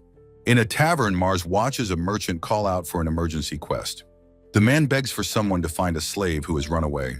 An adventurer asks for a description of the runaway. The merchant hesitates, looking down with a grimace of reluctance. He finally admits that the runaway is an elf child. Mars listens as the merchant offers a reward of 50, then 100 gold coins. The merchant pleads for someone to accept, but the adventurers ignore him. Mars smiles at Clarice, suggesting it is time for them to leave. One adventurer notes that 100 gold coins is an exceptionally high reward. The merchant warns them that the Demon Forest is a place where even B-rank parties are annihilated. He tells a man that while money is important, life is far more precious. With regret, the merchant announces that the subjugation quest has been abandoned. A horse-drawn carriage speeds down a dusty road. Clarice asks Mars if he has ever seen an elf before. Mars replies that he hasn't and asks if she has. Looking out the window, Clarice says she hasn't either. She asks if their route will take them near the infamous forest. Mars consults a map, confirming they must pass the Demon Forest. He looks up from the map, a worried expression on his face. He wonders why Count Birol would have chosen such a dangerous path for them. Clarice suddenly shouts Mars's name, warning him to look ahead. A close-up shows a single eye, wide with shock and alarm. The horses rear up as a small figure runs down the road toward them. A young girl with twin tails is running for her life. Her pointed elven ears are visible, her face dirty and streaked with tears. A colossal black snake emerges from the trees, pursuing her relentlessly. The carriage driver panics, realizing the monster is heading right for them. Mars's hand tightens around the hilt of his sword, his decision made. He yells for Clarice to protect the girl while he stops the snake. With a powerful leap, Mars vaults from the moving carriage. He lands on the road, placing himself between the girl and the monster. His sword clashes against the snake's armored head as it strikes. The enraged beast opens its massive fanged maw and roars in fury. Its powerful tail smashes a tree as Mars dodges the devastating attack. Mars is thrown backward by the sheer force of the snake's assault. He regains his footing, facing the creature as it prepares to strike again. He unleashes a magical wind cutter, which strikes the snake's side. He realizes the snake can spit poison as a cloud of venom erupts. He is shocked to see his wind cutter had absolutely no effect. He activates his Heaven's Eye to properly assess this new threat. The snake's stats are higher than the Goblin King's. He needs a stronger technique. The massive snake looms over him, ready to attack once more. He spots Clarice in the distance, ready with her bow, and calls out her name. He asks her to buy him some time, warning her about the creature's poison. Clarice confidently agrees to provide the distraction he needs. She fires a volley of arrows as the snake spits streams of poison at her. Mars turns away, gathering his magic, telling her to hold on. He summons a vortex of wind and a roaring flame in his hands. One of Clarice's arrows strikes the snake's head, enraging it. The snake ignores Clarice, lunging at Mars with blinding speed. Mars continues to gather his power, muttering that he needs a little more time. Clarice screams his name as the snake's fanged maw opens wide above him. She screams in desperation, refusing to let the monster devour him. A shimmering magical barrier appears just before the snake's fangs. The barrier shatters, but it has bought Mars the crucial second he needed. His expression fierce, Mars prepares to unleash his combined spell. He roars the incantation, Firestorm, and a fiery tornado engulfs the snake. The monster's head is consumed by the all-devouring flames. The massive snake is completely incinerated, vanishing into ash. Mars stands panting as Clarice exclaims how amazing his magic was. He asks if she used barrier magic, thanking her for saving his life. Clarice laughs, saying it was a desperate move, but it worked out perfectly.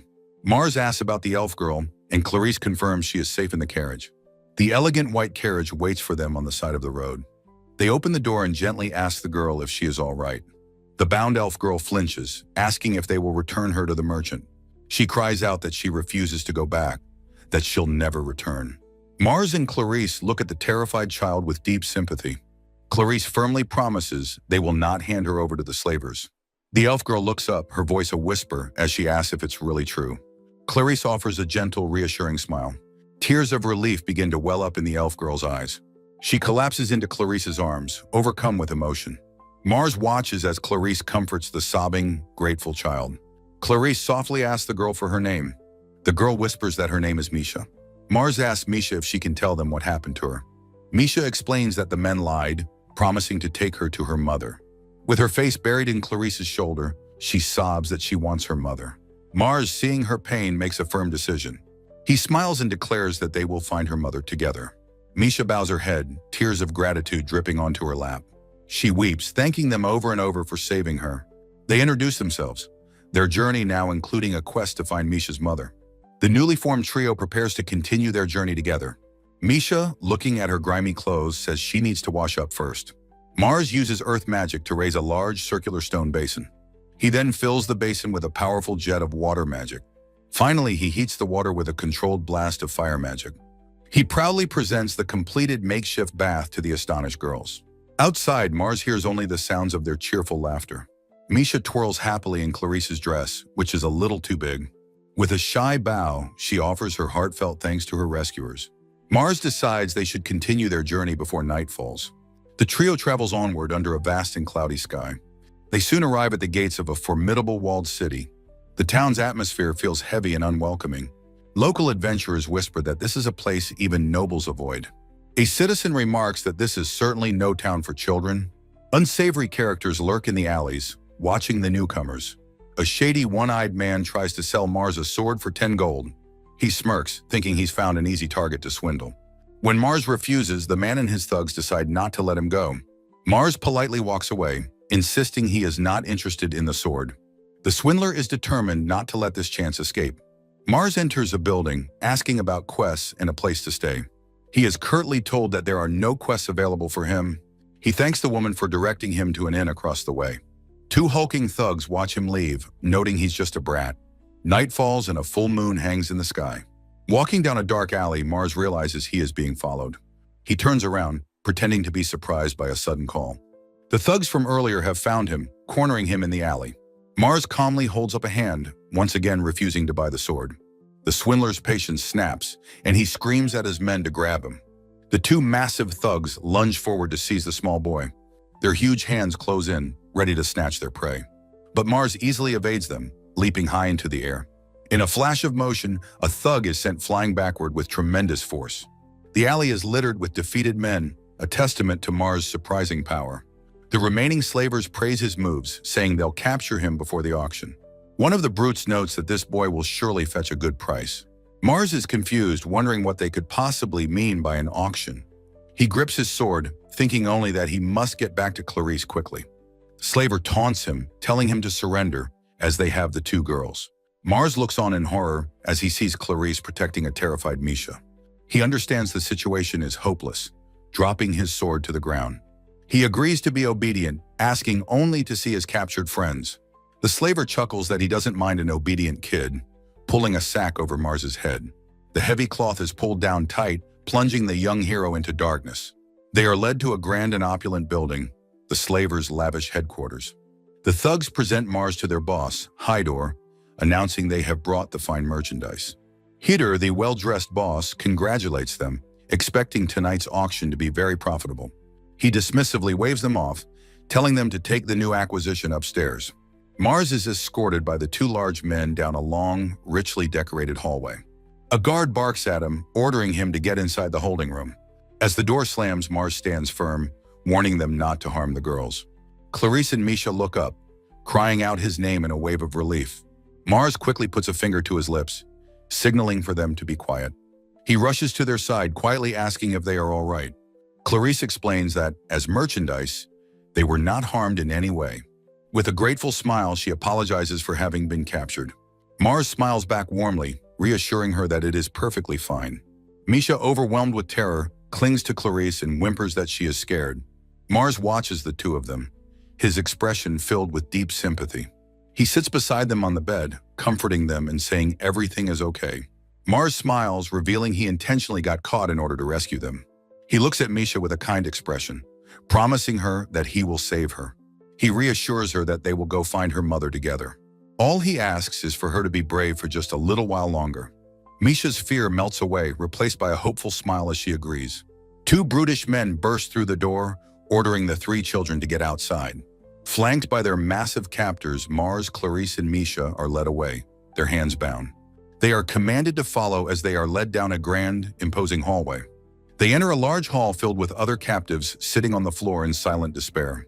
The three friends stand together, their expressions a mix of grim resolve and quiet fear. A spark of an idea ignites in Mars's mind as he scans the room. He spots their confiscated weapons piled in a corner, guarded by a single man. Mars realizes that all they need to do now is wait for the right chance. On a grand stage, an auctioneer announces the Hydor Company's auction is about to begin. He promises the final item will be the finest merchandise since the company's founding. He invites the masked patrons to enjoy themselves as he introduces the first item. A former baron of the Zalcam kingdom is presented, bound, gagged, and trembling. The auctioneer laughs, encouraging the crowd to start the bidding with enthusiasm. The crowd erupts in anger, demanding the auctioneer stop wasting their time with garbage. The auctioneer offers a profuse and clearly insincere apology for the disappointing start. As an apology, he promises to introduce the main event all at once. The curtain parts to reveal Mars, Clarice, and Misha standing center stage.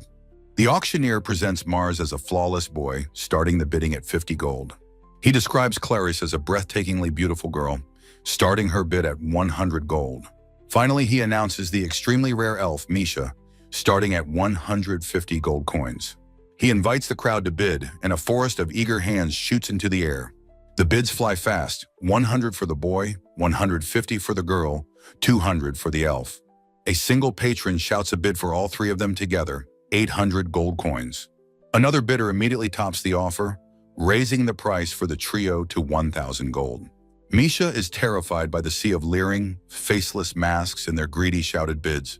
Her eye widens in pure horror, a single tear forming as the overwhelming panic sets in. She lets out a choked, terrified sound, her small body trembling uncontrollably. Unable to bear the crowd's gaze, she stumbles backward into Clarice for comfort. A brutish man laughs, remarking how the crowd is excited by the elf's fear. He raises a hand adorned with several rings, declaring that he likes what he sees. The brutish man makes his final bid, offering 1,010 gold coins for all three children. The auctioneer calls out the high bid, asking the crowd if there are any others. With no one else bidding, Clarice's eyes fill with despair as their fate is sealed. The masked auctioneer smiles broadly, congratulating the winner of the bidding war. A masked man in a tuxedo shouts for someone to wait. A new menacing crew arrives, their leader declaring the elf girl belongs to him. The slaver Hydor is furious, screaming that someone dares to steal from him. Ghetto's mercenaries charge forward with cruel smiles, eager to crush their rivals. The auctioneer points desperately, ordering his men to stop the impending brawl. Ghetto roars his own name, a battle cry as his imposing crew advances. Hydor screams back in defiance, his own men preparing to meet the charge. Onstage, Mars recognizes this chaotic infighting as their perfect chance to escape. A ninja-like mercenary from Ghetto's crew clashes blades with one of Hydor's men. An axe-wielding brute from Hydor's side is easily blocked by a skilled fighter. A mage unleashes a volley of ice missiles, striking down fleeing opponents. A blindfolded swordsman effortlessly parries a clumsy strike from an enemy. Mars watches the brutal efficiency of Ghetto's crew with shocked disbelief. The auction hall explodes into a full-scale battle. Patrons and furniture sent flying. The two rival gangs clash on the stage, a chaotic symphony of violence. The masked auctioneer screams in panic as his lucrative event spirals into chaos. Hidor also yells in frustration as his outmatched forces are quickly overwhelmed. The terrified masked patrons clutch their heads and scramble to flee the battle. Mars observes coolly, noting that in the chaos, no one is watching them. He sees his chance, focusing his power on the ropes binding Hidor's hands. Hidor tells Mars to grab the children so they can escape and regroup. He is shocked, wondering how his ropes suddenly came undone. Mars uses his magic, telekinetically knocking the sword from the slaver's hand. He decides he will use the fallen sword to aid in their escape. He tries to magically pull the sword to him, but is struck by a sudden force. He clutches his head in pain as Clarice asks what is wrong with his eyes. Mars quickly recovers, winking at the girls and promising he will save them.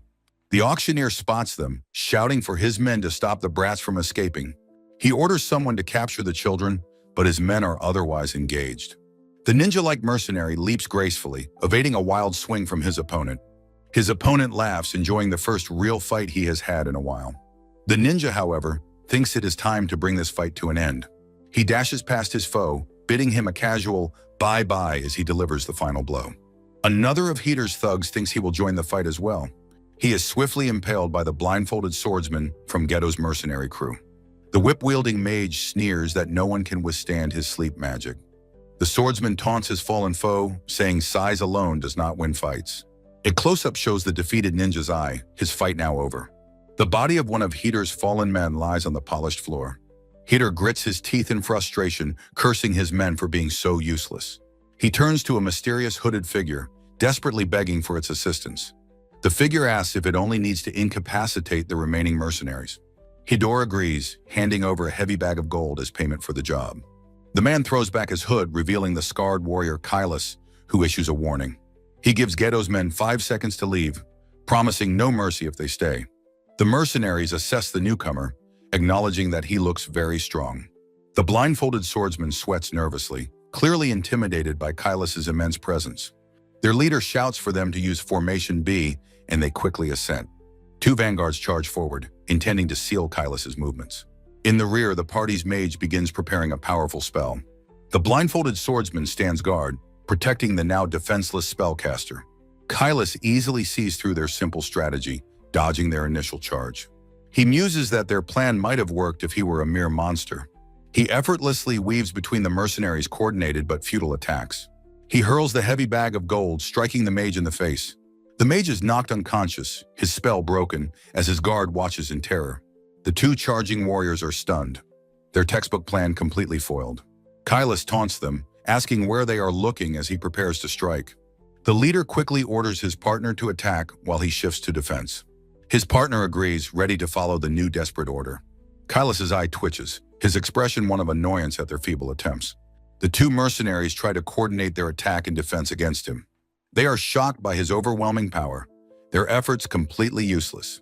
With a single powerful swing of his club, Kailas sends them both flying.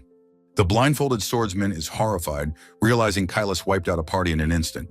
He trembles in fear, understanding the incredible danger he is now in.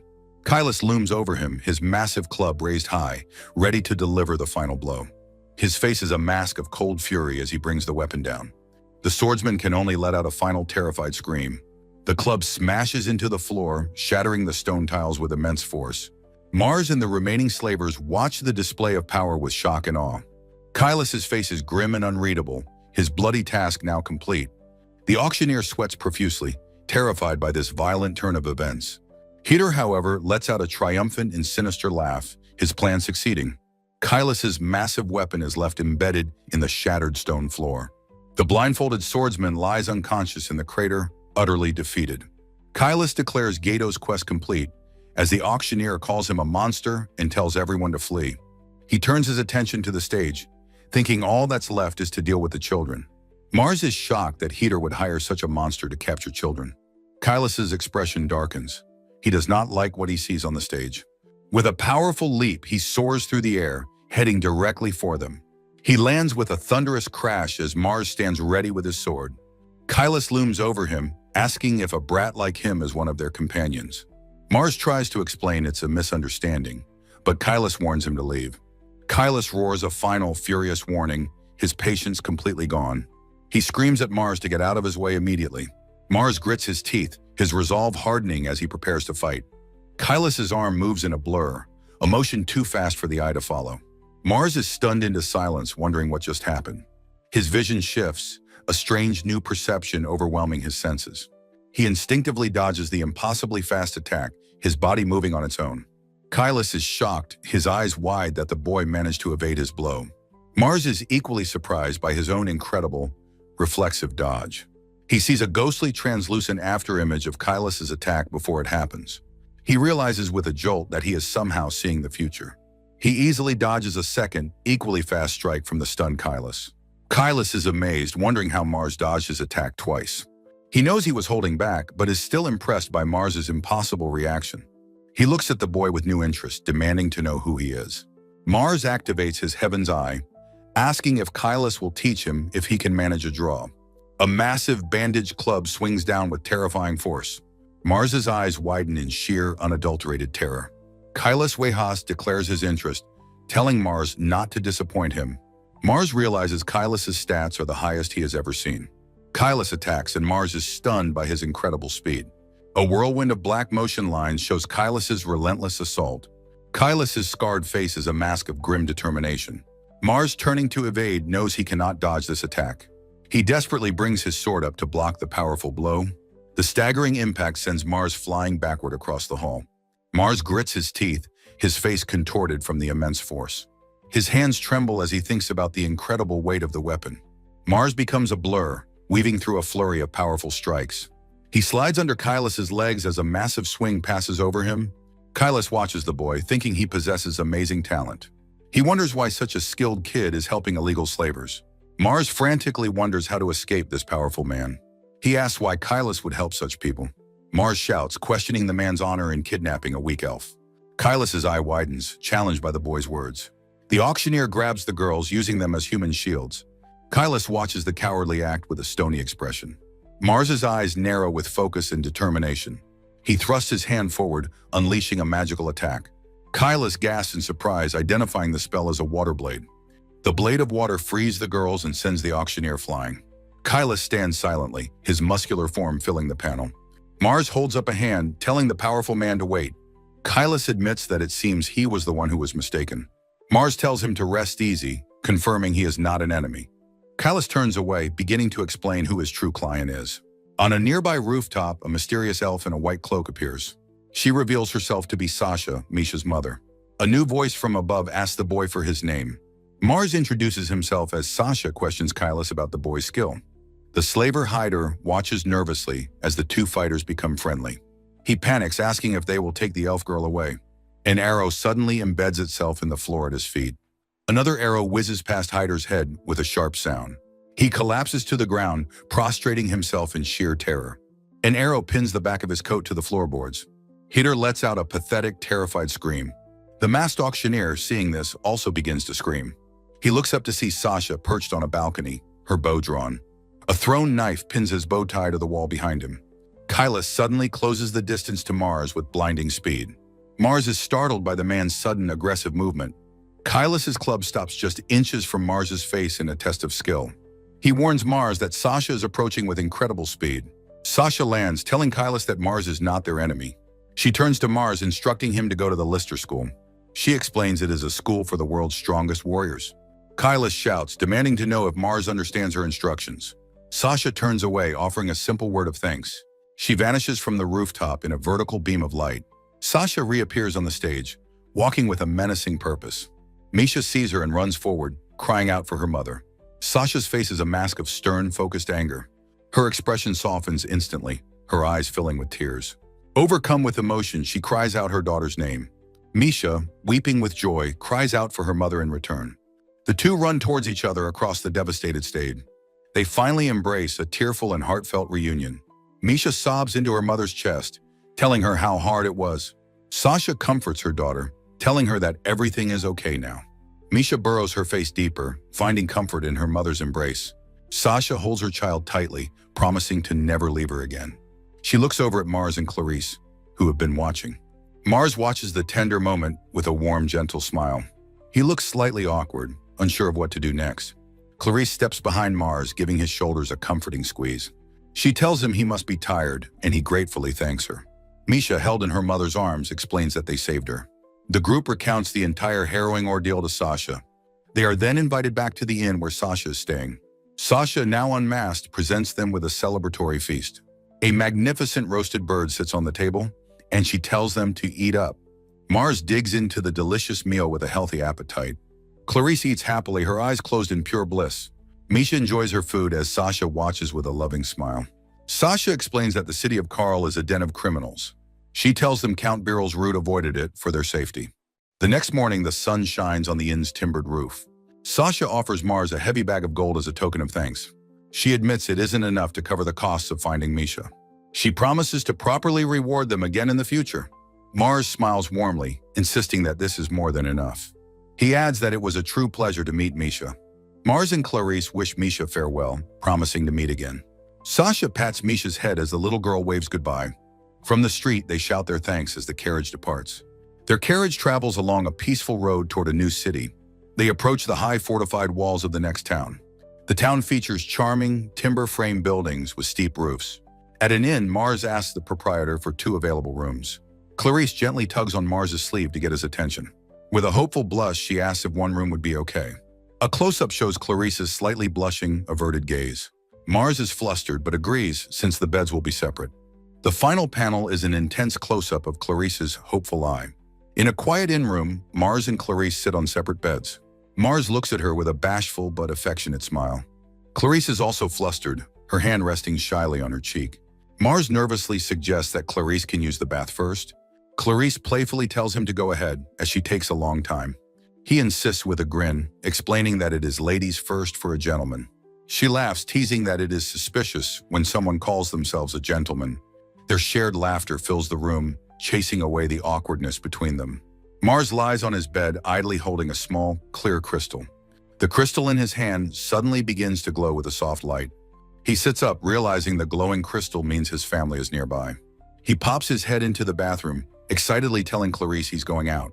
Mars runs through the streets, knowing they have come to get him. As he runs, he wonders which members of his family could be here. A familiar voice calls out his name from the darkness ahead. His eyes widen in disbelief and joy as he sees who is there. He sees his father, Sieg, and his brother, Ike, waiting for him.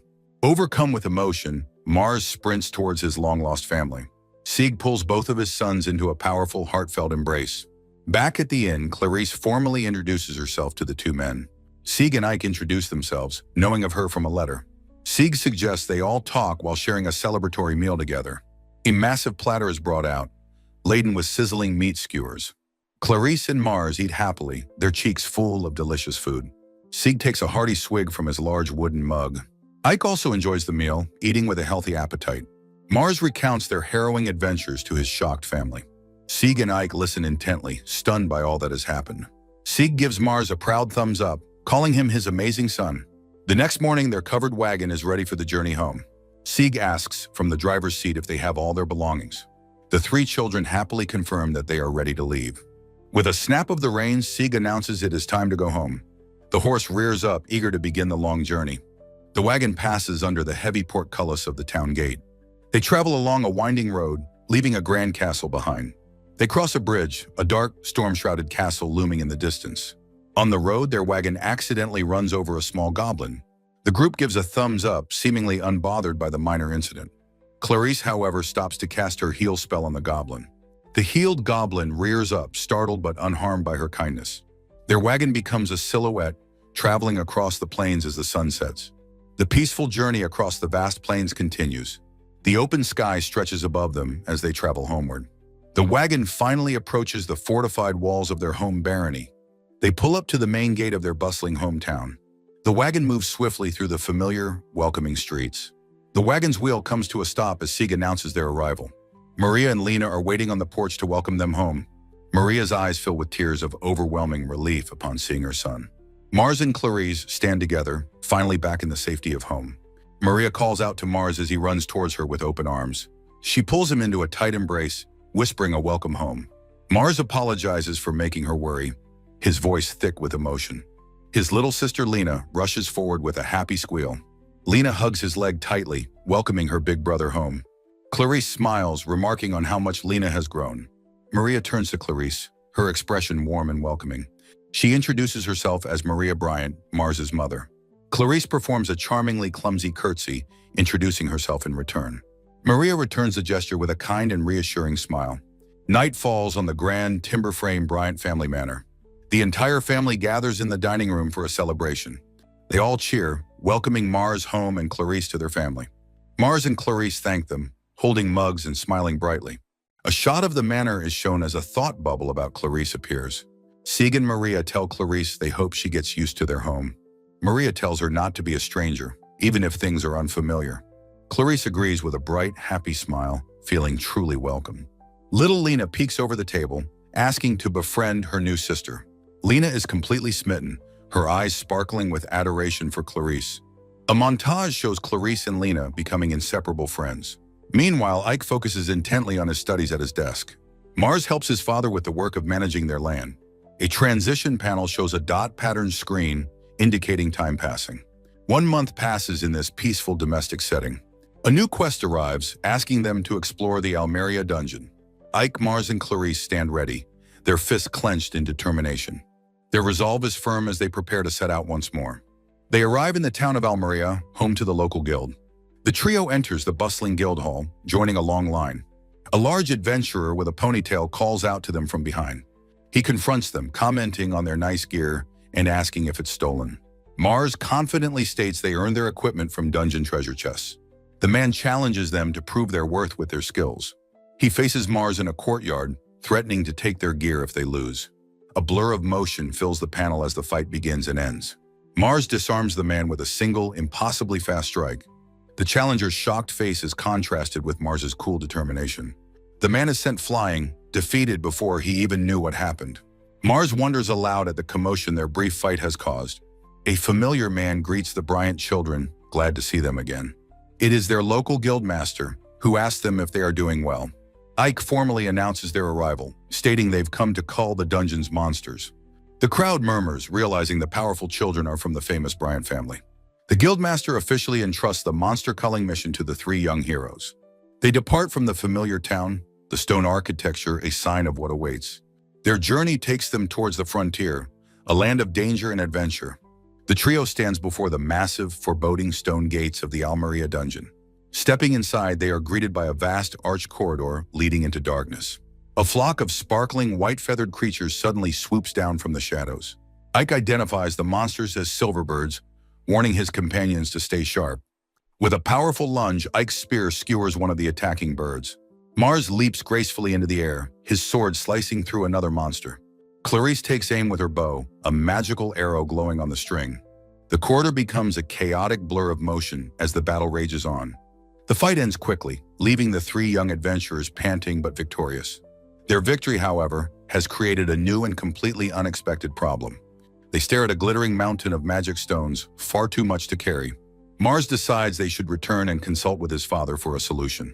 Back at the manor, Sieg listens, agreeing that the sheer number of stones is a dilemma. Suddenly, his face lights up with a flash of brilliant, if unorthodox, inspiration. He declares they will go buy slaves, leaving his children utterly speechless. Sieg leads them to a grand building, inquiring about porters with great strength. A cheerful guide suggests that beastmen slaves would be perfect for their needs. Sieg agrees to the idea without a moment's hesitation, intrigued by the suggestion. The guide smiles, leading the family deeper into the strange establishment. They enter a vast, multi-tiered hall lined with cells filled with beastmen. As they walk, they feel the wary, suspicious gazes of the beastmen upon them. From the balconies above, the beastmen watch the small group with guarded curiosity. A muscular beastman and a cat girl observe them, noting their extreme caution. The guide explains the beastman's code. They only serve masters stronger than themselves. The guide continues his tour, happy to share his knowledge of the merchandise. Sieg notices one room is significantly larger and more imposing than the others. Mars cautiously peers through the viewing slot, wondering about the occupant within. Inside, a muscular blonde beastman lounges with a large bow-adorned lioness. The guide explains this is an exiled duke who was captured after a failed coup. Mars continues to observe the powerful duke, who refuses to serve a weaker master. He activates his Heaven's Eye ability to appraise the formidable beastman. Before he can get a reading, the Duke's sharp eyes snap towards him. In an impossible flash of motion, the powerful Duke closes the distance between them. Barnes appears directly in front of Mars, his fist cocked back, ready to strike. The world seems to slow as Mars instinctively reacts to the incoming attack. Barnes's punch misses, shattering the stone wall behind Mars with explosive force. Mars is thrown off balance, shocked by the man's incredible speed and power. Sieg, Clarice, Ike, and the guide can only watch in stunned horror. Barnes continues his assault, his movements a relentless and overwhelming blur.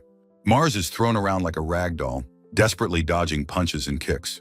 He is pushed back towards the gaping hole in the wall Barnes just created. A premonition, a vision of the future, flashes through Mars's mind. He sees ghostly after-images of the flurry of attacks that are about to land. Mars realizes with dawning horror that dodging this next blow will be impossible. He knows he cannot avoid the powerful strike that is coming for him. Barnes's hand crackles with a strange energy as he prepares a final attack. The magical barrier Clarice summoned shatters instantly under the force of the blow. Mars screams for Clarice as he is sent flying from the impact's force. His primary concern is that Clarice will be caught in the devastating attack. Driven by his desperate need to protect her, he prepares a countermeasure. A torrent of raw, untamed lightning erupts from his small body. Their fists collide in a blinding flash of light and electrical energy. The onlookers are thrown back by the sheer force of the magical explosion. Barnes looks on, surprised, as lightning arcs harmlessly across his cheek. The dust settles, revealing the two of them standing amidst the wreckage. Mars looks at his own hands, shocked by the unfamiliar thunder magic he just used. Barnes examines his own hand, which is still smoking slightly from the impact. Mars, his adrenaline fading, begins to sweat, realizing the danger he was in. He cautiously asks the powerful Duke why he was so suddenly attacked. Barnes reveals he knew Mars was trying to appraise him with a special ability. Barnes nonchalantly admits he was just trying to scare the boy for his audacity. Inwardly, Barnes is surprised the boy detected his powerful evil eye ability. Mars, recognizing the vast power difference, bows deeply and apologizes for his actions. He then formally introduces himself as Mars Bryant, his expression still apologetic. As the Duke turns to leave, Mars politely asks for his name. The Duke glances back, revealing his name as Barnes Leo before continuing on. Mars asks if he can now properly appraise him, and Barnes nonchalantly agrees. Mars uses his Heaven's Eye, and Barnes's staggering stats are finally revealed. Mars is horrified, realizing Barnes's power is on a completely different level. Barnes, his patience wearing thin, asks if Mars has any more business with him. Mars tries to explain that they are looking to hire slaves for their quest. But Barnes cuts him off, repeating that he will not serve a weaker master. He also dismisses his lioness companion, Ellie, as being completely useless. Mars, however, is not ready to give up, a new idea forming in his mind. He realizes that even if Barnes won't join, the other beastmen might be swayed. Having witnessed his courage, the beastmen are now incredibly impressed with the boy. A cat girl declares that she would be willing to serve a master as amazing as him. The other beastmen voice their enthusiastic agreement, their loyalty won over. Mars addresses the assembled beastmen, asking if he can choose his new companions. The beastmen erupt in a wave of cheers, eager to join his cause. The guide can only watch, sweating nervously, completely in awe of the young boy. A new, powerful alliance has been forged in the most unexpected of places. Sieg confirms the selection with his children, and they all happily agree. The new team is assembled, 5 powerful beastmen, their loyalty sworn to Mars. The 3 Black Wolf brothers introduce themselves, Guy, Mac, and Oral. A young woman with twin tails politely introduces herself as Ray. Another woman, Misa, with short blonde hair, also introduces herself. With his new team assembled, Sieg leads them out of the slave market. He reveals he has rented an entire house for them, much to their delight. Sieg smiles, announcing the first order of business for their new arrangement. He leads them into the spacious, empty dining hall of their new home. He declares it's time to eat, and they all share a massive celebratory feast. Later that night, the house is quiet, a single window lit from within. Ray timidly asks Sieg if it was truly acceptable for slaves to eat with him. Another woman scolds the brothers for their lack of proper etiquette at the table. Sieg tells his son Ike that for today, it does not matter. He then declares that from tomorrow, Ike will be the one in charge. Sieg announces he has something important to say to their 5 new slaves. Gathering everyone, he begins to reiterate the terms of their contract. They must never harm his family and will relocate to Ilsia in 3 years. Once there, the three Black Wolf brothers will manage a dungeon. The two women, Ray and Misa, are to be employed as household servants. After the meal, they decide on room assignments for their large new home. The three Beastman brothers are given the entire ground floor to themselves. As night falls, Sieg says he is counting on them starting the next day. The following morning, the group makes their way to the local Adventurers Guild. The three brothers emerge, proudly showing off their new E-rank adventurer cards. Guy asks their new leader, Master Ike, what their first task will be. Ike smiles, explaining he will decide after witnessing their true strength. They arrive at the imposing, stone-bricked entrance of the Almeria dungeon. Ike tells them their first test is to defeat the monsters inside. Within the dungeon, they are confronted by a trio of reptilian rock lizards. The stats for a rock lizard appear, revealing it as a formidable foe. The stats for the three brothers, Oral, Guy, and Mac, are also displayed. Guy roars that they will show them their true power as they charge forward. Mac, the youngest brother, moves with a calm, focused intensity. Guy, the middle brother, flashes a sharp-toothed grin filled with battle lust. Oral, the eldest, maintains a serene expression as he joins the attack. The brothers engage the rock lizards in a flurry of hand-to-hand combat. Guy lands a powerful, explosive punch against a lizard's tough hide. Mac follows with a devastating kick, shattering another monster's jaw. Oral meets a charging lizard head-on with a bone-jarring headbutt. Guy grins ferociously, continuing his brutal and relentless assault. He pummels the creature with a flurry of powerful, damaging blows. Standing over the fallen beast, he prepares to deliver a final strike. Mac brings his foot down with a final, decisive stomp. The force of the blow completely pulverizes the monster's head. Guy boasts that a monster of this level is an easy victory for them. Mac, the fastest brother, winks confidently before leaping into the fray. He launches himself through the air, a living projectile aimed at a rock lizard. His foot is poised to deliver a devastatingly powerful blow. The kick connects with explosive force, shattering the monster's rocky hide. Meanwhile, the hulking Oral grapples with another lizard, which swings its powerful tail. The scaly tail whips around and smacks Oral squarely in the back. The massive beast man is sent crashing heavily to the stone floor. Guy, the eldest, stands calmly over the defeated monsters, his mission complete.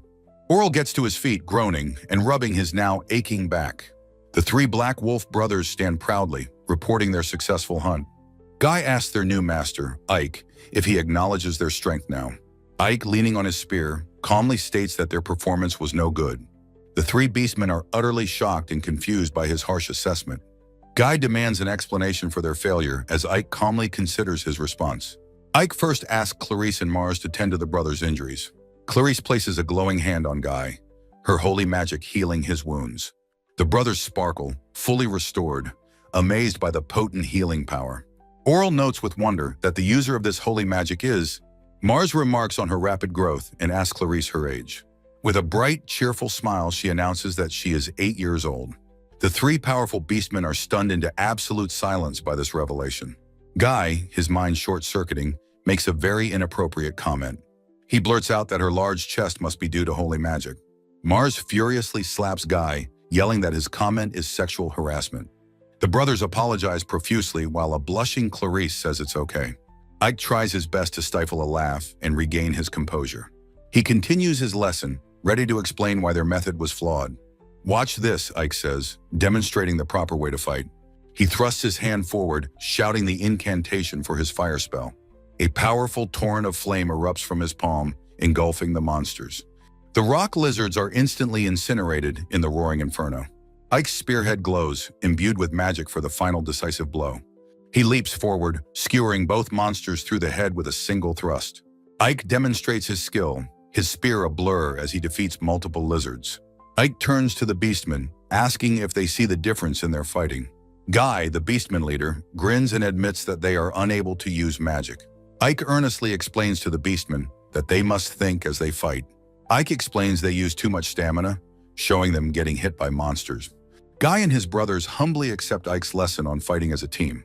A stone dungeon corridor with thick pillars recedes into the darkness. Ike watches as the three Black Wolf brothers confront a menacing grizzly bear.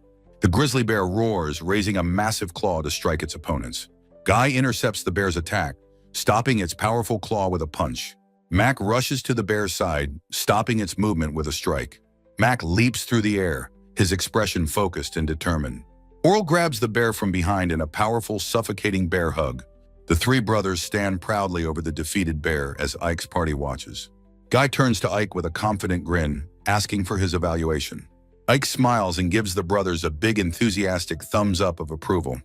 The three Black Wolf brothers pose confidently after their successful teamwork demonstration. A view of the dungeon's interior, showing a corridor with stone pillars. The party's silhouettes are seen through a doorway at the bottom of stairs, a narrow panel showing the stone steps descending into the dungeon's darkness.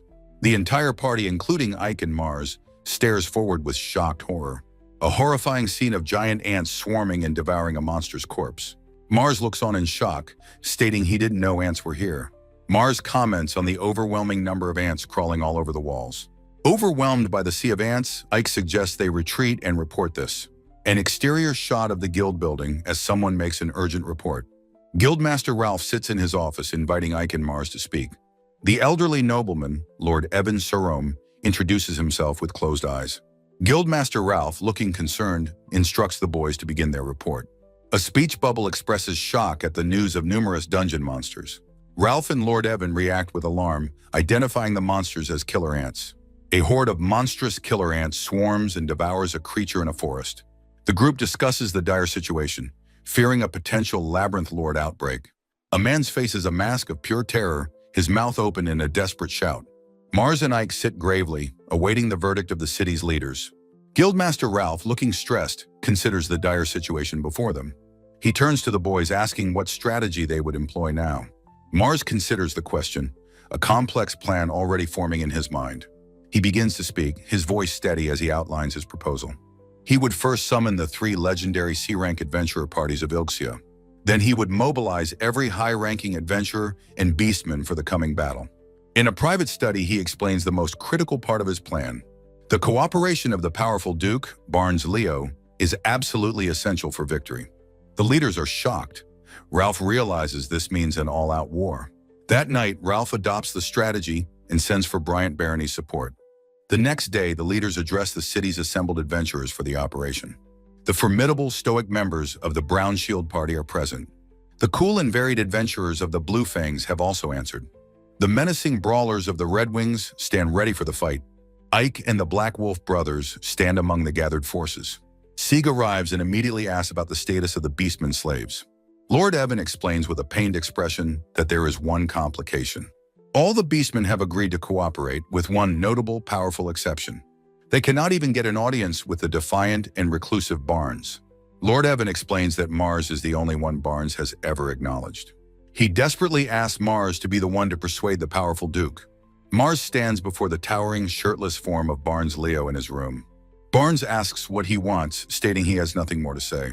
Mars looks up, determined despite the intimidating presence before him. He formally requests that Barnes join them in the Almeria dungeon assault. The small boy stands his ground, making his plea to the giant Duke. Barnes smirks, coldly stating he doesn't care if the entire city falls. Mars smiles, revealing his trump card. The Count will grant any request. Barnes's demeanor changes. He demands they bring him the healer named Flora. Mars is stunned, the name echoing in his mind with sudden shock. Barnes promises his power if they bring her, but Mars knows it's impossible. Mars asks his intentions, seeing him gently stroke his cursed lion companion Ellie. Barnes scoffs at the idea of helping the city, declaring that he does not care. His true price is finally revealed. Mars must break the curse afflicting his companion, Ellie. He explains his desperate hope, having heard that holy magic can lift such curses. Mars nervously considers the dire consequences should his desperate bluff fail to work. Barnes makes a chilling promise, vowing to force Mars to try until he succeeds. The terrifying threat sends a jolt of pure, unadulterated panic through the young boy. Trapped by his own dangerous lie, Mars can only offer a weak, pained laugh. Barnes offers a different path, ordering Mars to find a healer named Flora instead. Mars quietly agrees to the new quest, his mind already racing to find another way. He presents a clever counter-argument. A fallen city makes finding Barnes himself impossible. The powerful Duke falls silent, considering the undeniable logic in the boy's words. Convinced, Barnes agrees to defend the city instead of entering the dangerous dungeon. He has one condition: Ellie must be kept in a safe place, within his sight. A triumphant smile erupts on Mars's face. His high-stakes gamble has paid off. With the fragile alliance forged, Mars declares that he is counting on the Duke. Mars seeks a quiet place to prepare for the inevitable and dangerous battle ahead. He finds an empty training chamber, unaware that he is being secretly watched. To be safe, he decides to boost his physical abilities before the fight begins. He casts his sylphide robe, cloaking his body in swirling currents of wind. He recalls his violent clash with Barnes, focusing on the feeling of raw power. He succeeds, and a torrent of untamed lightning erupts from his small body. But the sensation is strangely familiar, sparking a flicker of confused recognition. As the goblins charge, he recognizes the energy that brought him to this world. The lightning explodes outwards, a raw, defensive blast that vaporizes all his foes. In the aftermath, only a single, newly appeared treasure chest remains on the floor. He marvels at his new power, an automatic attack of truly immense force. He realizes the massive MP cost and hopes he can learn to control its output. Clarice appears, drawn by the commotion, and Mars looks on in absolute horror. She notes the incredible light and sound, concerned for her dear friend's safety. She sees the residual lightning arcing toward her and cries out in sudden alarm. The raw, untamed energy strikes her directly, engulfing her completely in its power. Mars reaches out in a desperate, silent scream, certain that his friend is lost. But she stands completely unharmed, utterly confused by her impossible survival.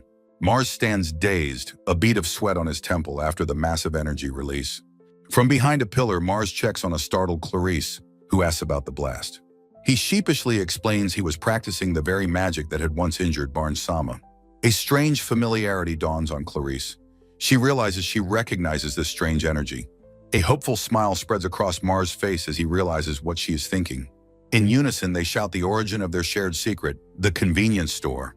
Clarice clasps her hands in relief, exclaiming that she knew she had recognized it. Clarice realizes she must have a resistance to it. Mars apologizes for the danger. With a radiant smile, she declares that now she can safely join his adventure. She admits she was worried about him entering the labyrinth alone. He sweetly agrees. Their path forward decided, they discover a lone treasure chest waiting for them. Inside are 2 bracelets of camouflage, sparking a brilliant idea in Mars's mind.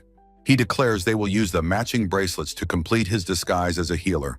Clarice beams with happiness, delighted by their shared secret and matching accessories. Mars looks back at her with a warm, gentle smile, their bond now stronger. The day arrives. A sign announces the official start of the ant subjugation operation. A formidable army of adventurers and beastmen gathers in the dungeon's courtyard. The city's strongest warriors stand united, a diverse coalition ready for battle. Knights and beastmen alike prepare to face the insectoid threat pouring from the dungeon. From a rooftop, the powerful Barnes, Leo, and Ellie watch the forces assemble below. A tide of giant ants swarms from the dungeon, a chittering carpet of death. Mars and Ike take their positions at the front, ready to unleash the first volley. They unleash a massive firestorm, incinerating the first wave of the charging horde. Though the ground is scorched, an endless supply of ants pours from the darkness. A hulking mother ant emerges, its piercing screech rallying the surviving insectoids. The 2 brothers charge down the stairs, ready to strike at the infestation's heart. A black river of ants swarms down the steps behind them, an unstoppable, chittering tide. A terrifying horde of killer ants charges forward, their stats displayed. A terrifying horde of giant ants swarms from a dark dungeon archway. The chittering tide pours into the chamber, facing the assembled adventurers. Mars stares ahead, his expression fierce as he prepares to cast a spell. He unleashes a massive tornado, sucking the insects into its swirling vortex. The helpless ants are thrown about violently inside the powerful magical whirlwind. The adventurers stand their ground, weapons ready against the overwhelming insectoid tide. They charge forward, blades flashing as they engage the monstrous ants. The powerful tornado swirls amidst them, containing the monstrous swarm. A single ant is slammed against the stone wall, shattering the brickwork. A larger, more menacing ant emerges from a newly smashed hole in the wall.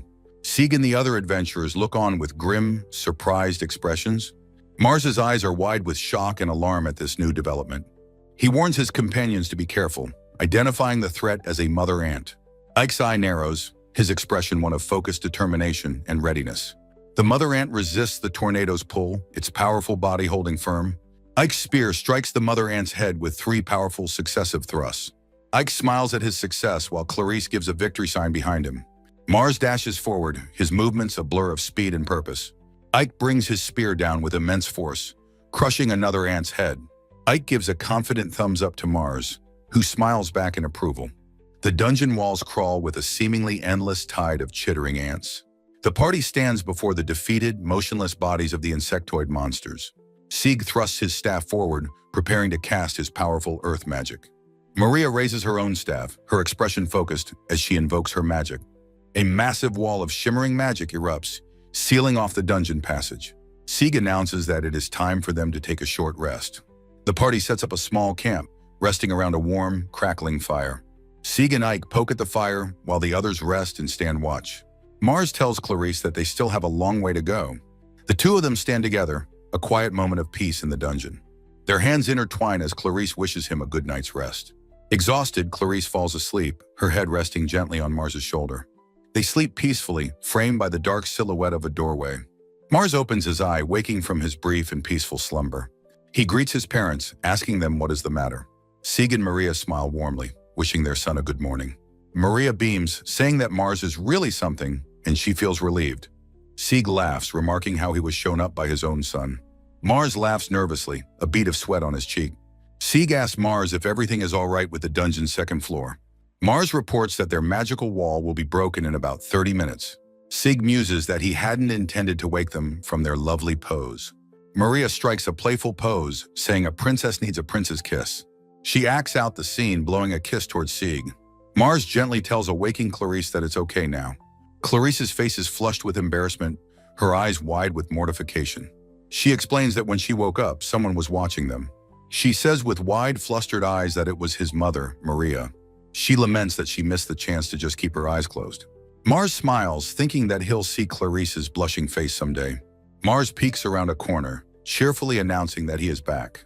The party stands before the shimmering wall, which is beginning to vibrate.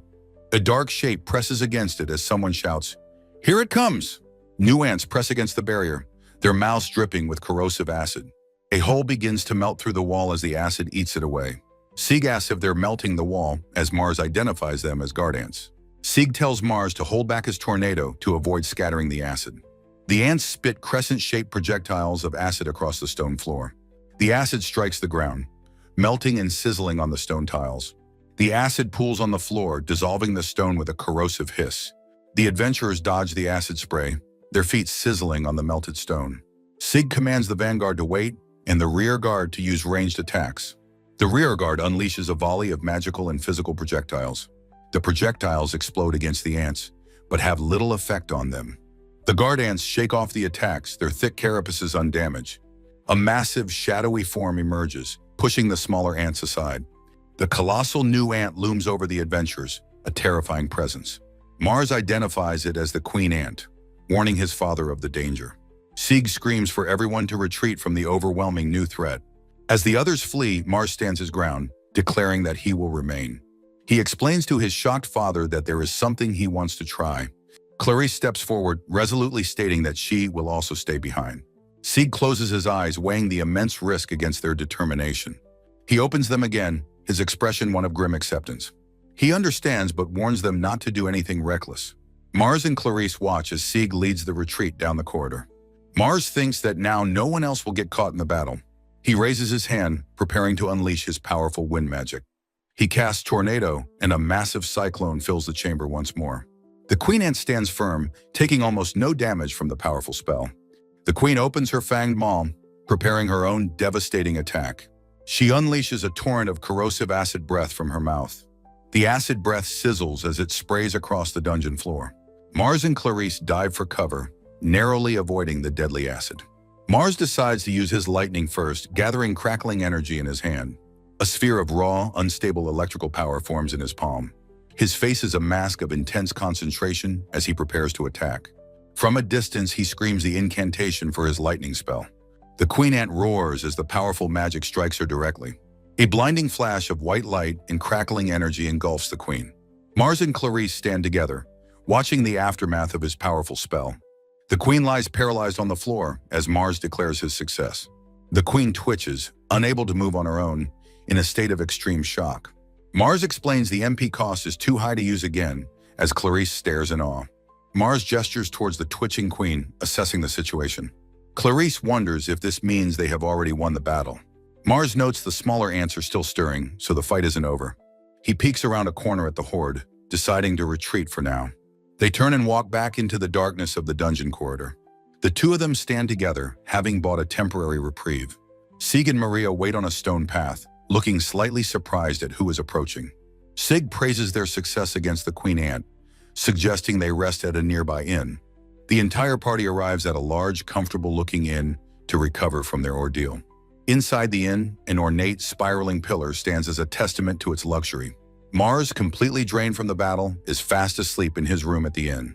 Ike and Mars are both collapsed in their beds, utterly exhausted after a hard day's work. Mars sleeps peacefully, oblivious to the new danger that is about to erupt. The door bursts open as Sig rushes in, frantically telling a startled Mars to wake up. His father explains that the beastmen have broken through the dungeon's defensive wall. Ike confirms the dire news. The dreaded Queen Ant has emerged into the city. Wasting no time, Sig, Ike, and Mars sprint through the town toward the chaos. The camera pans up the buildings, emphasizing their desperate race against time. They run so fast that the trees above them become a blur of motion. Mars arrives to see the breached wall and the colossal Queen Ant rampaging inside. To his shock, Barnes Leo is already there, furiously punching the monstrous insect. Barnes unleashes a powerful arcing blow, his muscular form a blur of raw power. His fist connects with the Queen's head in a blinding, explosive flash of impact. He follows up with another devastating strike, his face a mask of fierce concentration. With the Queen's head smashed, Ike marvels at Barnes's undeniable, overwhelming strength. Mars shouts that he is going ahead, leaping into the fray to assist Barnes. Soaring through the air, he announces his intention to provide support against the swarm. Mars becomes a whirlwind of steel, gracefully cutting through the horde of smaller ants. Barnes watches the boy fight, his face a mask of pure, unadulterated shock. He cannot believe the incredible swordsmanship Mars is displaying against the monsters. Barnes confronts Mars, asking why a supposed magic user is fighting with a blade. Mars humbly replies that he can handle a sword a little, telling Barnes not to expect much. The powerful Duke is momentarily stunned into silence by the boy's incredible understatement. He then bursts into a booming laugh, questioning if that was really just a little. Barnes declares that Mars's swordsmanship is superior to anyone else's on the battlefield. Just then, Clarice and Misha arrive on the scene, apologizing for their lateness. The Queen Ant looms in the breach, its many eyes fixed on the gathered heroes. The colossal monster lets out a questioning roar, ready for the true battle to begin. Barnes grunts in frustration, his patience worn thin by the endless battle.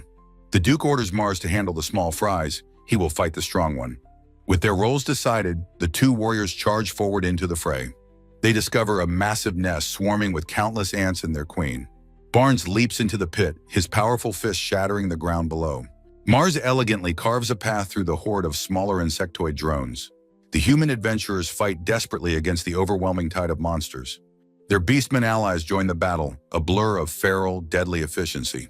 The dungeon floor becomes a chaotic tableau of death and desperate fighting. Lord Evan, the commander, struggles to hold his own against the relentless assault. He is clearly exhausted, sweat pouring down his face as he fights on. Barnes unleashes another ground-shattering blow, his power seemingly endless. But even the mighty Duke is panting, his stamina beginning to wane. Barnes turns and bellows a sharp command to the beastmen fighters. Mars quickly tells them to go and provide support for the faltering adventurers. Barnes tells Mars not to misunderstand. He is not trying to help them. He clarifies that he only acts because his companion, Ellie, is behind them. Mars sees the Duke's wounded back, realizing he is pushing himself too hard. He sees Lord Evan shouting, giving his father permission for a desperate plan. The Lord confirms his decision, granting his permission for the last-ditch gambit. Mars approaches the weary Barnes, asking if he could spare just a moment. He places a hand on the Duke's stomach, casting a brilliant healing spell.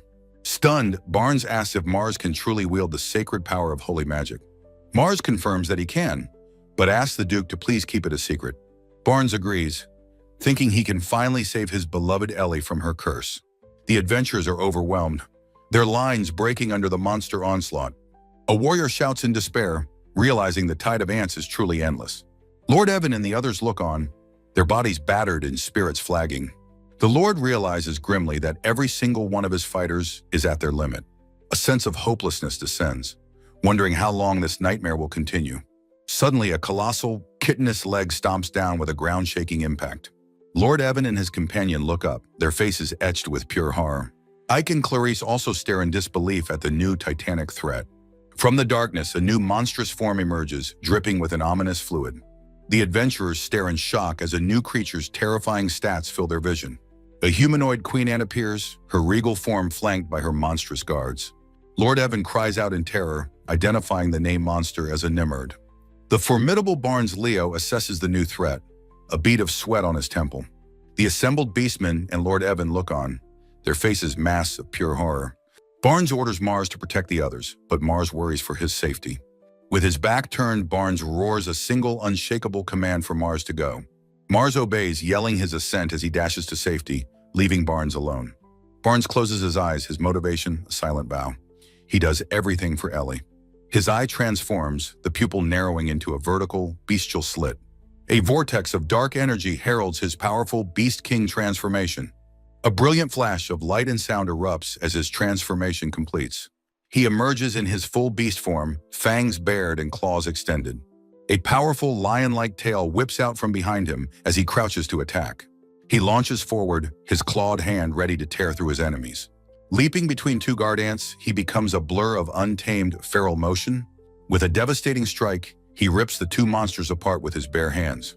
He roars a challenge at the queen, leaping through the air to meet her. Landing on her back, his powerful claws dig deep into her tough exoskeleton. He prepares to strike, facing the queen's impassive, insectoid visage. The queen seems merely curious, questioning the nature of this powerful new foe. She summons a massive block of rock, hurtling it towards the airborne Barnes.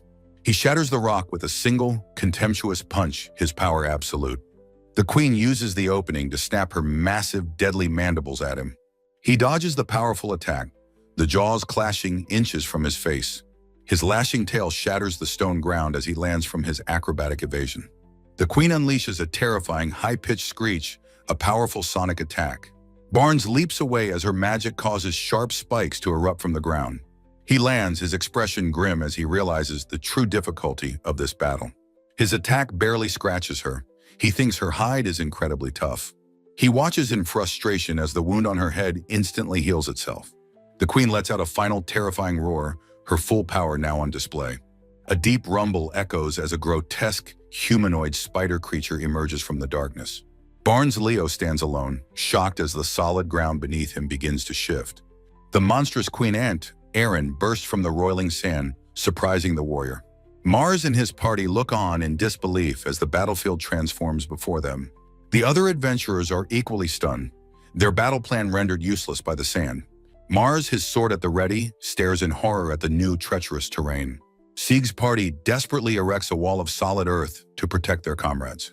Maria adds a barrier of ice, a desperate attempt to hold back the tide. Mars prepares to unleash a powerful tornado spell to counter the queen's magic. The other adventurers, trapped and sinking, are told to run for their lives.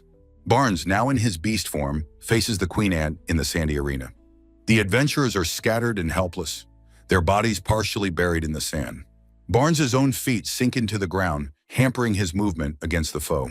He grimaces, realizing the sand has made it incredibly difficult for him to fight. Mars looks on in shock, asking what has happened to Barnes' form. Barnes explains his beastification, which boosts his power but lowers his durability. He asks Mars for the queen's HP, noting its ability to regenerate from damage. Mars confirms the queen has HP recovery and must be defeated in one final blow. Barnes steels himself for a decisive all-out assault against the powerful queen. He glances at the other adventurers who are trapped and helpless in the sand. He concludes that the others are no longer able to fight in this state. Barnes declares that he and Mars will defeat the queen by themselves. The two warriors launch themselves into a coordinated attack against the massive insect. Barnes and Mars charge the queen, a blur of speed and raw, untamed power. The queen ant stands ready, her multiple bladed limbs poised to strike them down. A close-up shows Barnes' eye, filled with a fierce, predatory determination. His body becomes a blur of motion as he unleashes his full feral power. The two warriors attack the queen from opposite sides in a synchronized assault. Barnes is struck by the queen's bladed limbs, while Mars prepares a counterattack. Mars leaps forward, his sword ready to strike the queen's exposed flank. Barnes grits his teeth, enduring the queen's powerful blows with grim resolve. He unleashes a savage counterattack while Mars strikes the queen from above. Mars's eyes narrow in focus as he prepares for a powerful, decisive strike. The queen's massive leg sweeps Mars off his feet, sending him flying. He loses his grip on his sword as he is thrown through the air. Mars looks back in shock as he hurtles helplessly toward the dungeon wall. He crashes into the wall with a sickening thud, now disarmed and vulnerable. Ike and Clarice can only watch in horror, unable to intervene in the battle. Ike screams his brother's name in a desperate, terrified cry of warning. He hurls his spear across the battlefield, telling Mars to catch the weapon. Mars catches the spear, thanking his brother for the timely and crucial assist. He imbues the spear with fire and drives it deep into the queen's side. Barnes lands a powerful, explosive punch on the queen's armored face. A close-up shows the queen's impassive, insectoid eye, completely unfazed. The two warriors regroup, facing the seemingly invincible queen together. They prepare for another assault, their determination unwavering despite the odds. Barnes warns Mars that his powerful beastification has less than 5 minutes left. He urges Mars to use the magic that defeated him before, to end it now. Mars admits his doubt, saying he cannot properly control that powerful magic. He explains the immense MP cost could leave him immobile, asking if it's worth it. Mars looks on with grim determination, understanding the stakes of this desperate gamble. Barnes clenches his fist, declaring that since they face annihilation, he must do it. Mars begins to gather his power, crackling energy forming around his hand. He warns Barnes to get away when he attacks, to avoid getting caught in the blast. Barnes launches himself forward in a final, desperate charge to create an opening. He smashes into the queen's face a brutal and sacrificial gambit to distract her. He roars, his fangs bared, as he claws at the queen's tough exoskeleton. The queen's eye watches him, a cold, alien intelligence assessing this new threat. Barnes unleashes a furious, two-fisted assault, buying Mars precious time. He is a whirlwind of savage power, his claws tearing at the queen's armor. He roars his desperate attack, a final gambit to create an opening for Mars. Mars gathers his power, a torrent of lightning crackling around his small body. He leaps into the air, his hand glowing with the raw, untamed power of thunder. He cups the swirling ball of lightning in his hands, preparing to unleash it. He screams the spell's name, lightning, as he unleashes the devastating attack. The sheer force of the spell throws him back, his body limp and powerless. He collapses, his MP depleted, entrusting the final blow to his powerful ally.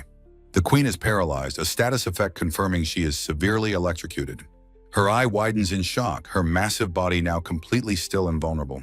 Barnes moves in, his fist cocked back for the final decisive blow. He plunges his clawed hand deep into the queen's paralyzed, smoking head. He struggles against the queen's tough exoskeleton, searching for a weak point. He gathers his own power, preparing to unleash a final, devastating attack. He channels his energy, a wave of pure, destructive force building within him. The queen's limbs are shattered, her body broken by the overwhelming power. Barnes's face is a mask of grim determination as he prepares the final blow. He declares that he will end this here, his voice a triumphant, guttural roar. The queen's body crackles with a final, weak pulse of residual electricity. Mars, watching from the ground, shouts that some of the paralysis has worn off. Barnes's eye widens in alarm, realizing he is quickly running out of time. He is thrown back by a final, desperate twitch of the dying queen ant. He is impaled by the queen's limbs, but his resolve remains unbroken. He realizes the queen was hiding her arms, a final, desperate, and deadly trick. He roars in pain and fury, his fangs bared in a final defiant snarl. His eyes are white with effort and pain as he pushes through his wounds. His eye glows with a final, desperate surge of pure, untamed power. He thinks of his beloved companion, Ellie, his one and only reason for fighting. He grabs the queen's head, his claws digging into its cracked obsidian surface. He struggles, his body straining against the immense power of the dying beast. He tells the queen that he is sending her straight to hell for her crimes. He unleashes a final, explosive burst of power from within the queen's head. He roars in triumph and agony as he delivers the final, fatal blow. The queen's head explodes in a shower of gore and shattered exoskeleton. He holds the shattered remains of the queen's head in his powerful hands. The queen's body dissolves into motes of light, her reign of terror finally over. Barnes collapses to his knees, exhausted but victorious. The battle finally won. Sieg watches, his face etched with relief, and whispers that they have won. The other adventurers erupt in a wave of triumphant cheers, their arms raised. Barnes listens to their cheers of victory, his back to them, the battle over. He turns as his beloved companion, Ellie, runs towards him across the sand. He pulls her into a tight, desperate hug, their reunion a tender moment. Mars watches as the great lion beast, Ellie, nuzzles her fallen master, Barnes. The dying warrior calls out to Mars, who steps forward and answers him. With his last ounce of strength, Barnes presents a heavy, wooden treasure chest. Mars accepts the chest, his expression a mixture of surprise and sorrow. Barnes's clawed hand gently strokes the head of his beloved companion one last time. His touch is a final, tender caress against Ellie's soft white fur. His face obscured by shadow, he speaks to Mars from beside his loyal friend. He entrusts Ellie to Mars's care, his voice a fading, desperate plea. The weight of this sacred promise registers on Mars's shocked face. His hands clench around the chest, a silent vow of acceptance. In a vast empty space, Mars bows low in a gesture of profound respect. With tears streaming down his face, he promises to fulfill the warrior's final wish. The great Barnes Leo cradles Ellie, his body battered and broken. A peaceful smile touches his lips as he whispers his final words of thanks. A simple stone cross stands sentinel against a backdrop of mist-shrouded mountains. The grave marks a lonely spot on a grassy, windswept hilltop. The Bryant family and their allies gather to mourn the fallen hero. Beside the grave, Ellie's heart-wrenching cries of grief echo across the peaks. Mars gently places a comforting hand on the mourning beast's head. He softly tells the heartbroken Ellie that it is now time for them to go. The scene shifts to a large timber frame building, marking a change in time. Mars and Clarice find Ellie resting sadly under a tree. He has something for her. He presents the large treasure chest, a final gift from her master. With Clarice and a curious Ellie looking on, he prepares to open it. The heavy wooden lid opens with a soft, hopeful click.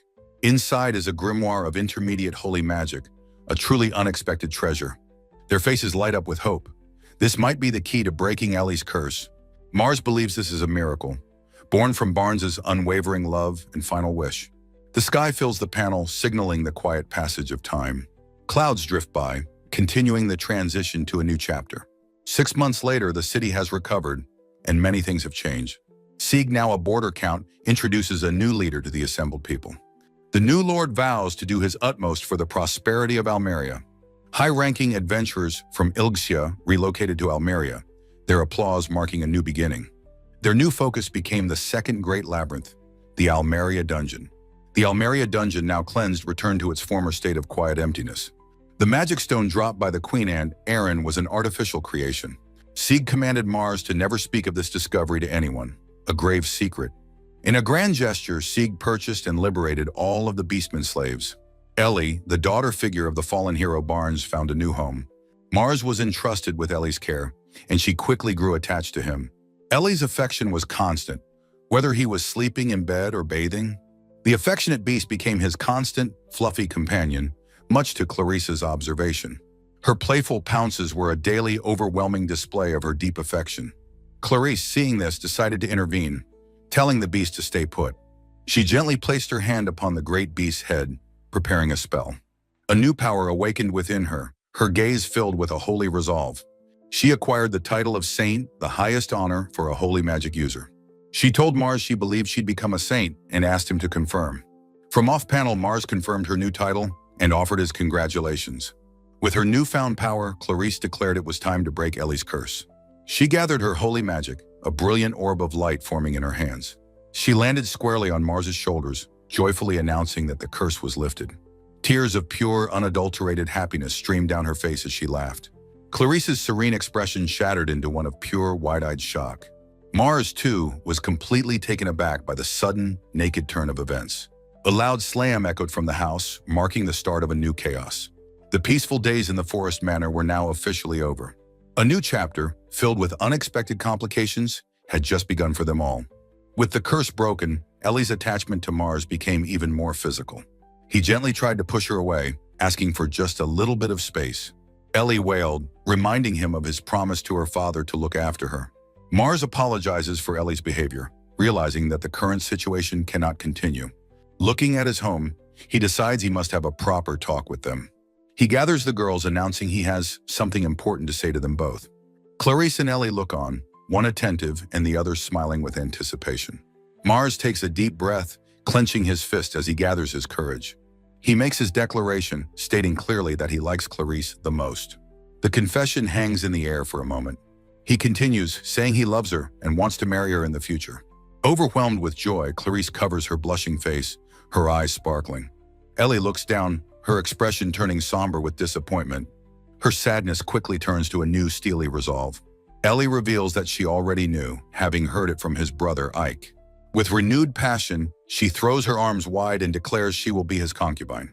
The unexpected proposal leaves Mars standing in a state of utter confusion. He asks what a concubine is, while Clarice looks on in disbelief. Clarice leans in close to whisper the definition into his ear. Mars's eye goes wide with comical shock as he understands the meaning. Flustered, he laughs nervously and says he will have to think about her offer. Taking his answer as a win, Ellie leaps into the air, cheering victoriously. She stretches happily, satisfied that things have somehow worked out for her.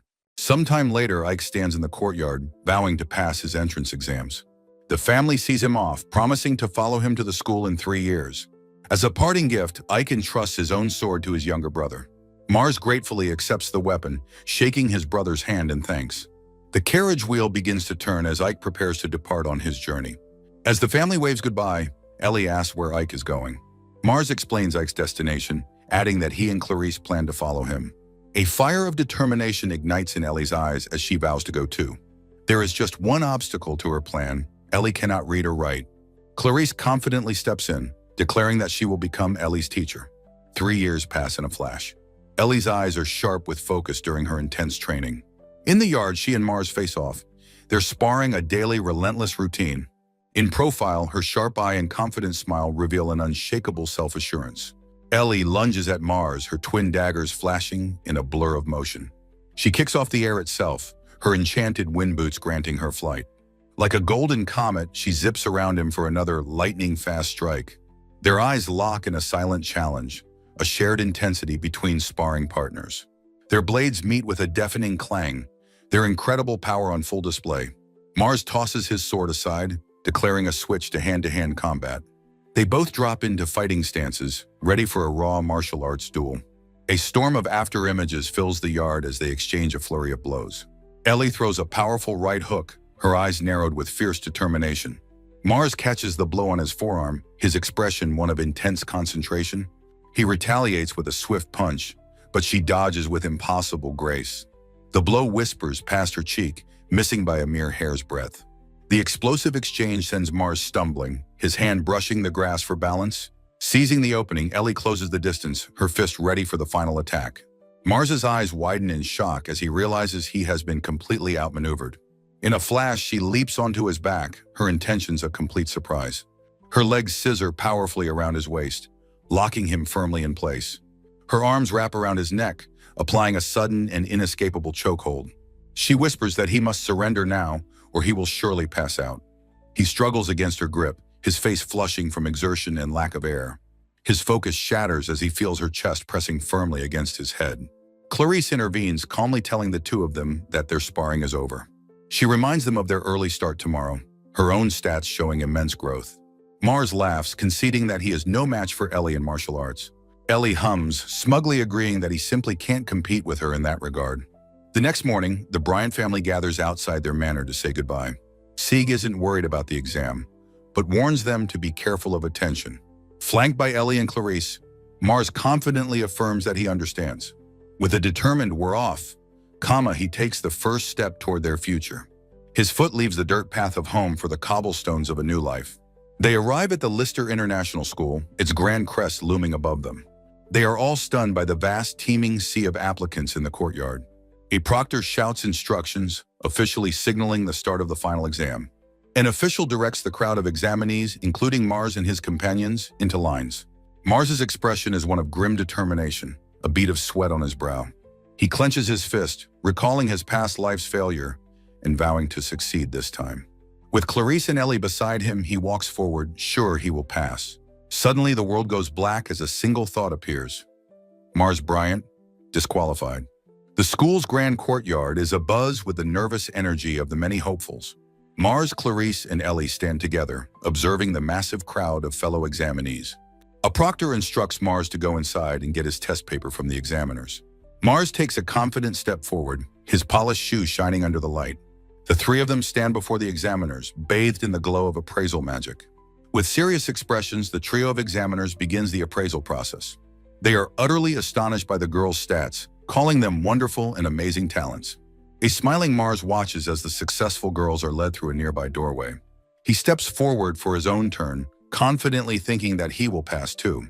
The examiners can only stare at him, their faces frozen in silent, shared confusion.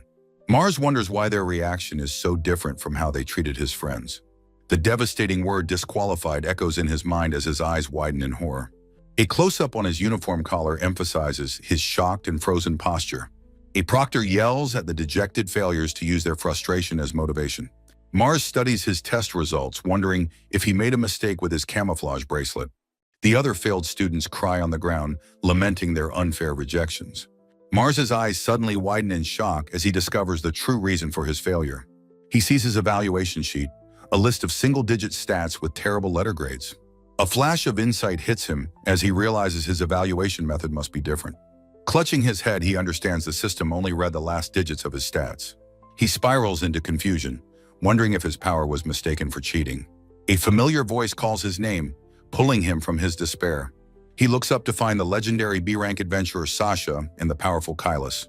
Mars is stunned to see them, greeting both Sasha and Kailas with complete surprise.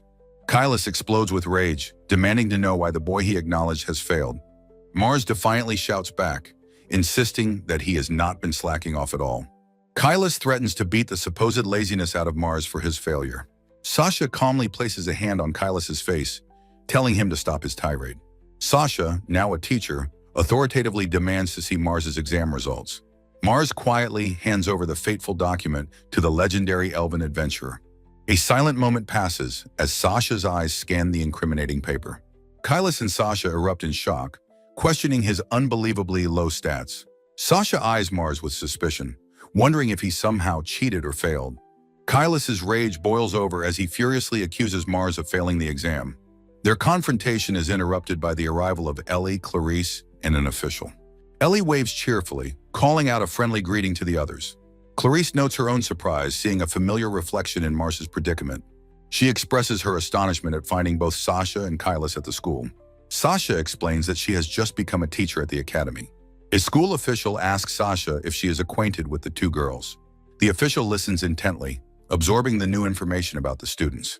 She proudly announces that Ellie has already been confirmed for the elite S-class. She predicts Clarice will also earn a spot in S-class, or A-class at worst. Misha overhears, shocked to learn that Ellie is the daughter of a noble. The official reveals Ellie is the next head of the powerful Silius ducal family. Mars explains that Ellie and Clarice were the ones who saved him and Misha. He reminds Clarice that Sasha is the mother of her pen pal, Misha. Mars encourages the powerful beast woman Ellie to properly introduce herself to everyone. Ellie boldly declares to the stunned group that she is Mars's fiancée. Her shocking announcement leaves both Kailas and Sasha completely speechless. They struggle to process the news that Clarice is also his fiancée. Clarice shyly confirms that she too has promised to marry Mars. The two warriors are left reeling from the sudden double engagement revelation. Mars nervously breaks the awkward silence, finding it difficult to ask his question. He timidly inquires about the status of his own exam results. Ellie and Clarice passionately declare they will withdraw if Mars is not accepted. Sasha acknowledges their loyalty, but insists they must attend regardless of the outcome. The two girls stand firm, their expressions unwavering in their support for Mars. The official regretfully informs Mars that he has failed his aptitude test. Sasha's eye narrows with determination. She declares that it is not over yet. She reminds them all of the practical exam, a final chance for redemption. Sasha explains the low pass rate, offering Mars a spot in E-class. With his future on the line, Mars accepts the final challenge with fierce resolve. Sasha gives him his final instructions. Meet at the main gate at noon tomorrow. She tells Clarice and Ellie to proceed into the academy without him. The group watches as Sasha and a school official walk away. A knowing, almost challenging smile plays across Sasha's lips. She offers the girls a choice. They can leave if they don't trust Mars to pass. Without a moment's hesitation, they take a determined step toward the school. Clarice clasps her hands, her faith in Mars absolute and unwavering. Ellie mirrors the gesture, her belief in him just as strong. Mars's voice echoes in their minds, promising he will absolutely pass the exam. Ellie's thoughts are simple and clear. Mars is number one. The grand emblem of the Lister International School marks the start of a new chapter. A vast open-air coliseum is the stage for the final, practical test. A proctor stands before the remaining students, ready to begin the explanation. He cheerfully announces that they will all face the school's instructors in mock combat. The students are directed to a large rack of various training weapons. The instructors stand ready, a formidable lineup of seasoned warriors. Mars selects a simple sword, finding its balance suitable for the coming fight. He steels his resolve, preparing to face one of the Academy's teachers. A massive line of hopeful students quickly forms in front of the popular Sasha. Suddenly, a gruff voice bellows Mars's name across the arena. Kailas points a massive finger at him, demanding a personal duel to test his mettle. The other students whisper amongst themselves, certain that Mars is done for. The practical exams begin, with Sasha effortlessly dispatching a dozen students. Another instructor stands calmly amidst the bodies of his defeated opponents. Even a mysterious hooded figure easily bests the hopeful students. Finally, it is Mars's turn to face the intimidating Kailas. With a nervous sweat, Mars politely asks his opponent to be gentle. Kailas grins menacingly, roaring that he has been waiting for this very moment. The proctor shouts for the match to begin, and the final test commences. Their swords meet in a shower of sparks as the two fighters explode into motion. The impact of their first clash sends a powerful shockwave through the arena. Kailas's immense strength easily overpowers Mars, forcing him onto the defensive. The instructor acknowledges that Mars clearly hasn't been slacking in his training. Mars grits his teeth, realizing he can barely block the man's incredible power. Kailas raises his sword, preparing to unleash another devastating blow. Mars dodges with surprising agility as Kailas's blade slices through the air. The relentless assault continues, sending Mars stumbling across the stone floor. Kailas's sword smashes into the ground, narrowly missing the fallen boy. Sasha watches the intense battle with a look of wide-eyed surprise. The proctor observes the duel, his expression unreadable and stoic. A ponytailed instructor watches, clearly impressed by the fierce exchange. The hooded figure's single visible eye is wide with shock at the display. Kailas stands ready, his focus entirely on his small but resilient opponent. Mars looks up from the ground, his face a mask of panicked surprise. Kailas grins with manic glee, admitting Mars is far better than he expected. However, with a powerful strike, Kailas sends Mars's sword flying from his grasp. The boy's sword clatters across the floor, leaving him disarmed and vulnerable. Kailas looms over his defeated opponent, declaring that he will be taking the win. Mars reaches up desperately, refusing to accept that he is about to lose. Suddenly, Sasha leaps between them, shouting for the fight to stop. Kailas's face twists into a mask of pure, unadulterated rage. Sasha stands her ground, her expression firm as she faces the furious instructor. Kailas's anger gives way to shock and confusion at her intervention. He bellows at Sasha, furiously demanding to know why she stopped the fight. Sasha calmly asks if he truly wants to be embarrassed in front of everyone. A shocking realization suddenly dawns on Kailas's face. Sasha tells the proctor that the outcome of this specific duel is irrelevant. The headmaster appears, praising Mars for his magnificent and hard-fought battle. Mars looks up, dazed and confused, not understanding what is happening. With a warm and cheerful smile, the headmaster declares that Mars has passed. Mars stares in wide-eyed disbelief, the good news slowly sinking in. A wave of pure joy washes over him as he clenches his fists in triumph. His grateful shout of "thank you" echoes against the open sky. He rushes to find Clarice and Ellie, who have been waiting for him. They look at him anxiously, asking him how the exam went. A confident, happy smile spreads across his face as he gives them the good news. The three of them erupt in a joyous cheer, congratulating him with a high five. Clarice declares that the three of them must celebrate his success. Ellie happily agrees, her mind already set on a celebratory meal of meat. Mars laughs, readily agreeing to their plans for a victory feast. They make their way into the charming, timber-framed academy town. The streets are lined with beautiful buildings, creating a picturesque scene. As they walk, Mars notices that they are attracting a lot of attention. He assumes it's because of his beautiful companions, but Ellie says he's wrong. He realizes with a jolt that a specific gaze has been on him since the school. He instinctively pulls the girls close, telling them not to leave his side. Suddenly, a figure darts out from a side street, moving with incredible speed. The figure vanishes into a dark alley, taking the girls with them. A sudden whoosh of motion happens just out of sight. Mars is stunned to find that Clarice and Ellie have vanished into thin air.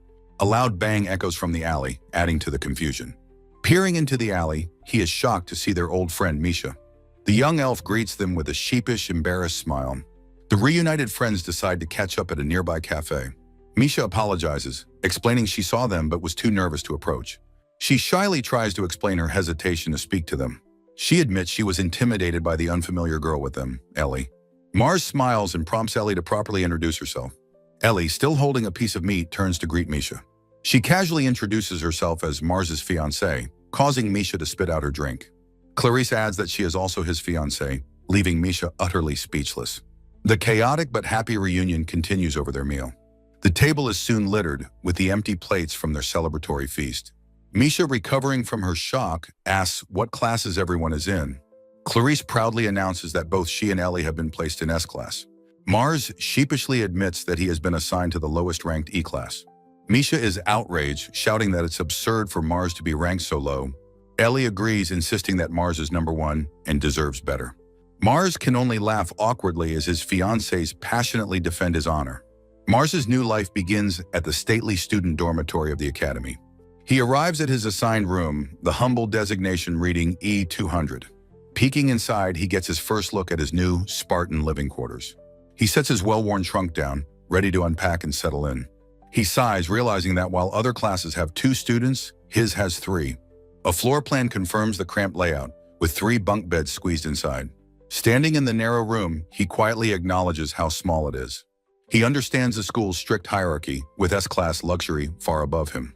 A vision of the spacious S-class dorm room flashes through his mind. I'm at the bottom, he thinks, so I suppose this can't be helped. He grabs his uniform, filled with a new resolve to succeed. I'll work hard, he vows, so I can raise my rank quickly. The door opens, and his 2 new roommates make their grand entrance. They introduce themselves as Gon and Carl, both E-class students like him.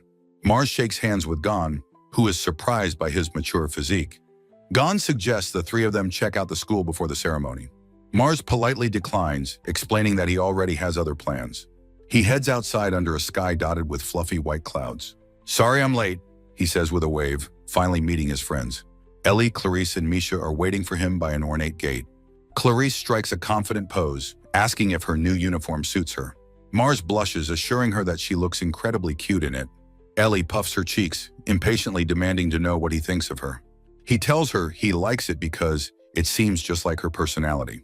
He then tells a surprised Misha that her uniform makes her look very grown up. His compliments are a resounding success, leaving all 3 girls beaming happily. A floral pattern fills the background, symbolizing their sweet, happy moment. Later, the grand entrance ceremony begins in the main school building. The beautiful elf headmistress, Duchess Liga, welcomes all the new students. The students, including Mars, listen attentively to her opening words. Mars marvels that the eternally youthful-looking elf is over 200 years old. The Duchess tells them their experiences here will be an irreplaceable treasure. She encourages them to never give up on their goals. Mars feels her gaze upon him as she addresses the entire assembly. The Duchess then announces the speech from the new student representative. A foot in a smart-heeled boot steps gracefully onto the stage. A cascade of long, beautiful red hair swings into view. The student representative, Karen Randall, prepares to give her address. She expresses her deep honor at starting her new life at the school. From her vantage point, she sees the crowd, but Mars stands out. Mars instinctively activates his appraisal skill, his eyes glowing with power. As Karen continues her speech, her stats appear in Mars's vision. He notes her high magic power, deducing she is a magic specialized type. He wonders about her unique ability, something called Charm Eye. Karen suddenly falters mid-speech, her eyes shadowed with confusion. Her eyes widen in shock as she senses the powerful appraisal upon her. Mars is startled, immediately wondering if he has been discovered. He flinches, a wave of panic washing over him. He is now 100% certain that she knows it was him. With the entrance ceremony concluded, Mars looks forward to his new school life. The camera pans up the ornate spire of the grand school building. The sky is clear above the academy, signaling a new day. The magnificent facade of the Lister International School stands ready for classes. In a large lecture hall, a teacher explains the school's curriculum. He clarifies that even vanguards must learn at least 2 types of magic. Mars smiles, filled with determination to start working hard today. After homeroom, the students head to the Coliseum for martial arts class. An instructor stands before the crowd, telling them all to form pairs. Mars looks over at his roommate, Gon, hoping to team up. But Gon and Carl have already partnered, leaving Mars standing alone. He tries to ask another student, who immediately rejects him with a firm no. A second student also nervously waves him away, wanting nothing to do with him. A third student with a mohawk simply turns his back on him. Mars stands isolated in the crowd as everyone else finds a partner. He smiles wryly, figuring this is just what happens when you're at the bottom. He approaches the instructor, explaining that he's been left out. The instructor sighs, reluctantly agreeing to be his partner for the lesson. But a new voice interrupts, declaring the timing to be perfect. The fearsome Kailas appears, telling Mars to draw his sword for training. Mars breaks into a nervous sweat, thinking, "Not again." The instructor protests, pointing out that Mars is only an E-class student. Kailas looms over him, clarifying that he is from a different class. His terrifying glare is more than enough to silence the poor instructor. The instructor flees, shouting, "Do your best," as he runs for his life.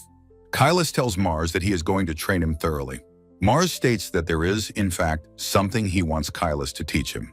The fleeing instructor notes that Mars has somehow caught Kailas's eye.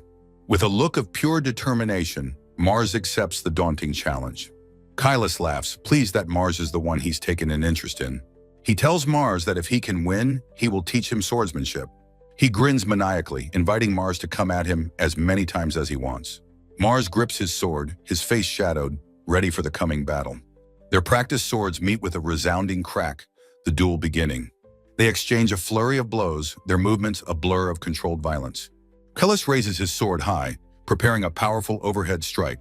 Mars sets his jaw, bracing himself to block the heavy blow. The impact sends a shockwave through his body, a starburst of pain. The sheer force of the strike sends him stumbling backward across the arena. Kailas presses his advantage, unleashing a wide, sweeping attack. Mars realizes with a grimace that Kailas's sword isn't just about power. He roars, refusing to be defeated by the overwhelming force. Forced to his knees, he hears Kailas tell him to be like someone named Glenn. As their swords lock, Kailas roars at him to surpass his limits. Kailas easily overpowers him, sending him skidding across the floor. Mars is bewildered, wondering who this Glenn person could possibly be. Kailas bonks him on the head, telling him sharply to concentrate. Mars grimaces as another blow lands squarely on his forearm. He winces in pain as Kailas's sword strikes his shoulder. A final powerful swing sends Mars's sword flying from his grasp. Though beaten and bruised, Mars looks up from the ground, his eyes defiant. Kailas walks away from the defeated Mars, declaring the training session is over. Gon rushes to Mars's side, congratulating him on a good fight. Mars takes his hand, realizing Kailas had been controlling his strength. He laughs, admitting total defeat, but grateful for the harsh but valuable lesson. His E-class classmates erupt in applause, impressed by his incredible strength and spirit. A classmate praises his tenacity, saying they couldn't help but cheer him on. From afar, Kailas lets out a small, almost imperceptible smile of approval. Mars, now popular among his peers, finds himself surrounded by new smiling friends. Mars and his two roommates, Gon and Carl, walk towards the dining hall. The three boys get their food from a lavish and delicious-looking buffet line. A close-up reveals a perfectly grilled piece of meat with fresh vegetables. The three friends sit down at a long, empty table to enjoy their meal. A voice from behind asks if it's all right for them to join him. Clarice, Ellie, and Misha arrive, asking if they can sit with the boys. Gon and Carl are completely starstruck by the beautiful upper-class girls. The group eats together, with Ellie insisting that Mars eat his salad. Mars asks his friends if they know anything about the charmi. The girls look back with blank confusion, having never heard the term.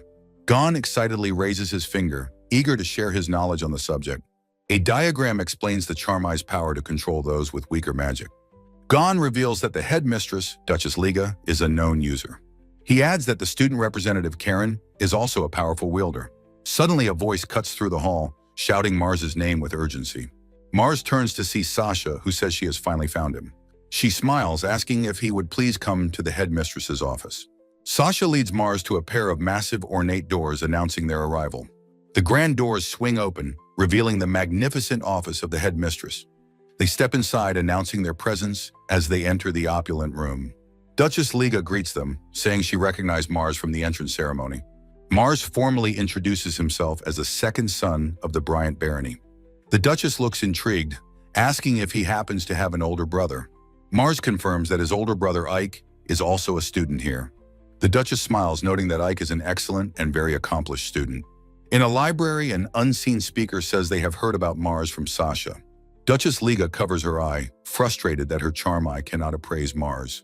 Sasha looks completely shocked, questioning how the powerful charmi could possibly fail. Sasha asks Mars if he is wearing equipment that resists status effects. Liga smiles, intrigued, and politely asks Mars if he would show her his stats. Mars smiles confidently and agrees to the headmistress's request to see his stats. Mars and Sasha stand before Liga's desk as he explains his situation to her. Sasha looks shocked while Mars remains serious, hearing Liga's internal monologue. Liga explains that since her appraisal failed, it is difficult to place Mars in S-Class.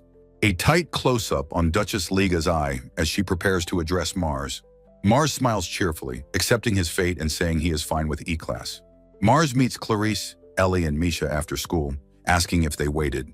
Clarice tells Mars she has something to apologize for, making him concerned. Ellie hugs Mars from behind while Clarice explains they need to buy swimsuits. Ellie models the school's unflattering swimsuit, thinking it's lame and embarrassing Clarice. Mars asks if it's okay for the three girls to go out shopping. Mars blushes and reacts with shock, imagining the girls in stylish swimsuits. Mars smiles from behind a tree, telling the girls to be careful. Clarice, Ellie, and Misha wave goodbye to Mars as he walks away. A shot of the swimsuit shop sign with a fashionable swimsuit displayed. The three girls stand inside the shop, surrounded by racks of swimsuits.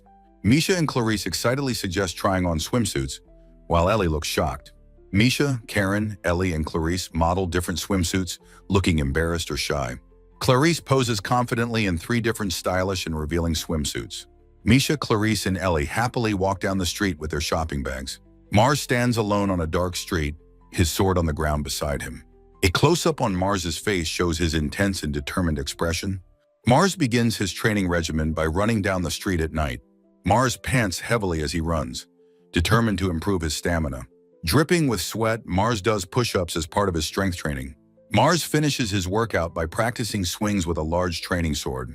Mars sweats, his face set with intense determination to defeat Kylus.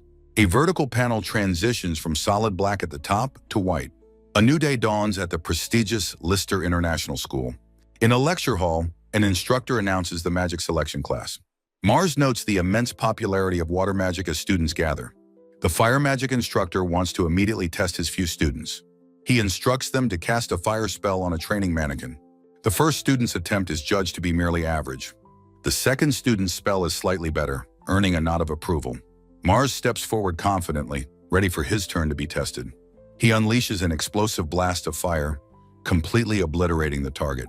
The instructor and the other students are left sweating and speechless. The teacher collapses, weeping over the charred remains of his beloved mannequin. Later, talk among the students turns to the upcoming dungeon exam. Misha explains that the exam results will determine their final class. Mars listens intently, wondering what the elite S class is truly like. Clarice observes the intense competitive spirit between the other students. Karen, the top-ranked student, reflects on her position at the top. Clarice worries that Karen seems distant and may be troubled by something. Ellie complains about Karen's fawning entourage as she walks past them. Clarice's formal greeting surprises Karen, who stops in her tracks. Mars looks on, a flicker of surprise on his own face. Karen stands alone preparing for her class in the gymnasium. Misha mischievously suggests that they should sneak a peek inside. The four friends pile up, peering around a corner to watch her. They are stunned by Karen's mastery as she summons dancing will-o'-the-wisps. The group is completely captivated by her incredible display of magical control. Karen maintains her serene focus, the flames obeying her every command. Mars approaches her, praising her skill and asking her to teach him. Karen, however, warns them not to judge people so carelessly. Mars immediately apologizes for their intrusion and any misunderstanding. Clarice tries to help, telling Karen not to be deceived by Mars. Karen's eyes blaze with silent fury at the condescending remark. Enraged on Mars's behalf, Ellie lunges forward like a wild animal. Mars can only shout his friend's name in utter panic. Ellie snarls fiercely, her fist clenched in a powerful, dynamic pose. Karen, the student representative, watches Mars with a serious, appraising gaze. She begins her instruction, conjuring a small, stable flame in her palm. She explains that failure comes from trying to stop the spinning flame abruptly. Instead, one must get used to the rotation, gradually making the circle smaller. Eventually, she concludes, you will be able to stop it at will. Mars focuses his will, a determined look on his face as he holds his own flame. He follows her instructions, allowing the flame to spin freely in his palm. With a look of pure joy, he succeeds, the small wisp of fire rotating perfectly. He turns to Karen, genuinely curious, and asks why she decided to teach him.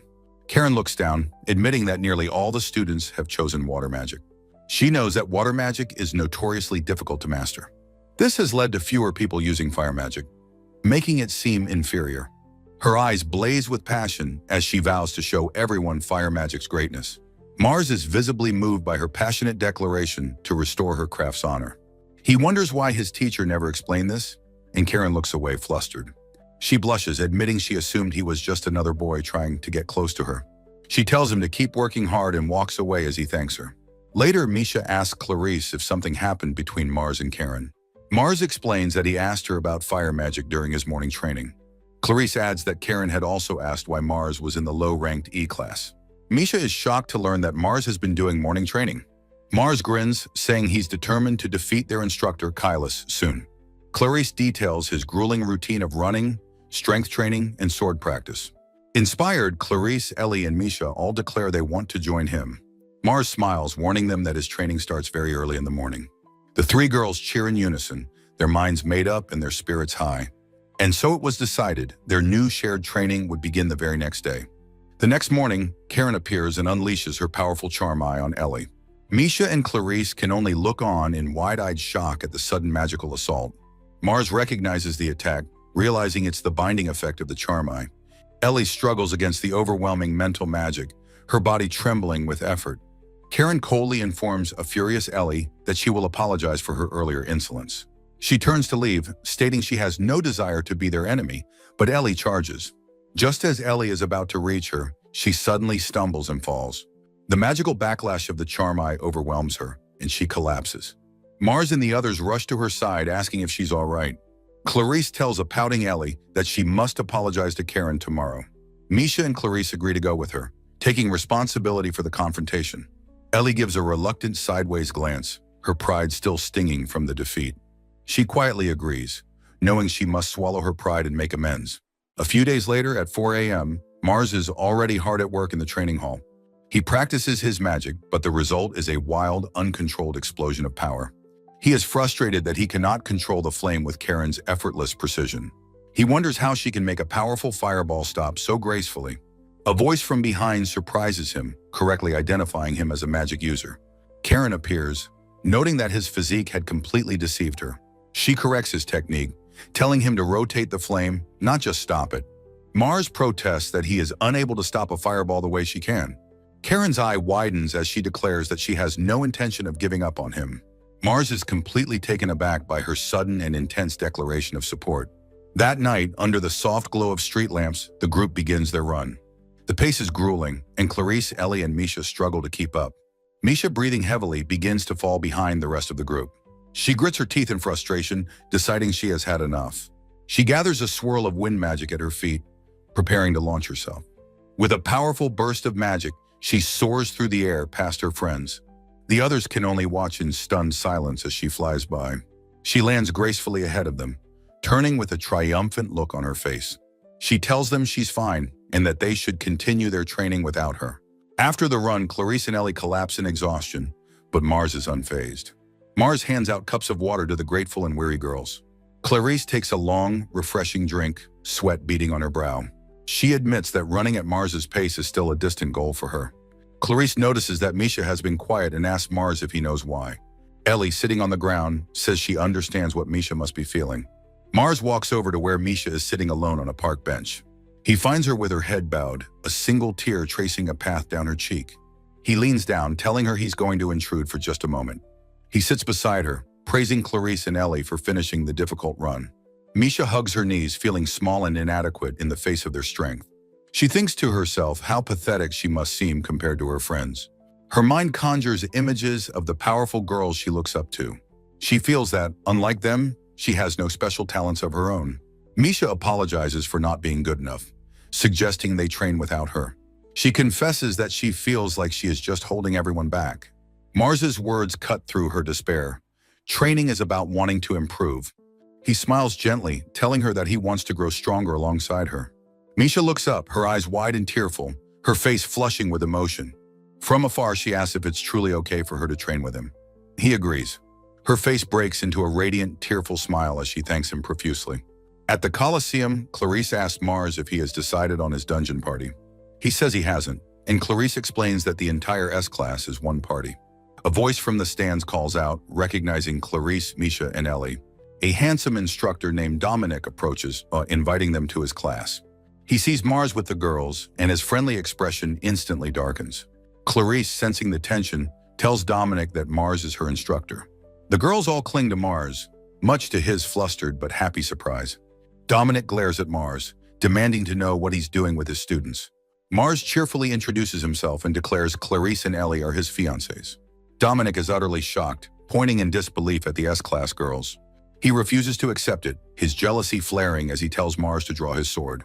Dominic vows to strip away Mars's facade and awaken the girls from their love sickness. Clarice steps in front of Mars, telling Dominic she won't allow him to insult him. She declares that if he wants to fight Mars, he must defeat her first. Dominic scoffs, arrogantly claiming to be the best swordsman in S-class. Clarice taunts him, asking if he's afraid of losing to a mere girl. Dominic's face contorts with rage at her blatant and effective provocation. He accepts her challenge, declaring that it is a duel to the finish. The two of them face off in the arena, their swords held at the ready. Dominic smirks, declaring that if he wins, Clarice will become his woman. Mars stands before the crowd, shouting his objection to the instructor's foul proposition. He declares that if the instructor wins against him, he will obey any command. The instructor, Dominic, smirks, revealing this was his true objective all along. Clarice leaps into the arena, proclaiming that she will not be holding back. The duel begins, Clarice effortlessly weaving through Dominic's wild and clumsy attacks. She easily parries his final, desperate strike, her blade stopping just short of his chest. Dominic collapses to the arena floor, clutching himself in utter humiliation and defeat. Clarice stands over him, calmly asking if he truly considers himself a sword saint. She tells him he'll have to defeat her first to earn that title. Dominic weeps in shame, lamenting that the name of the sword saint is crying.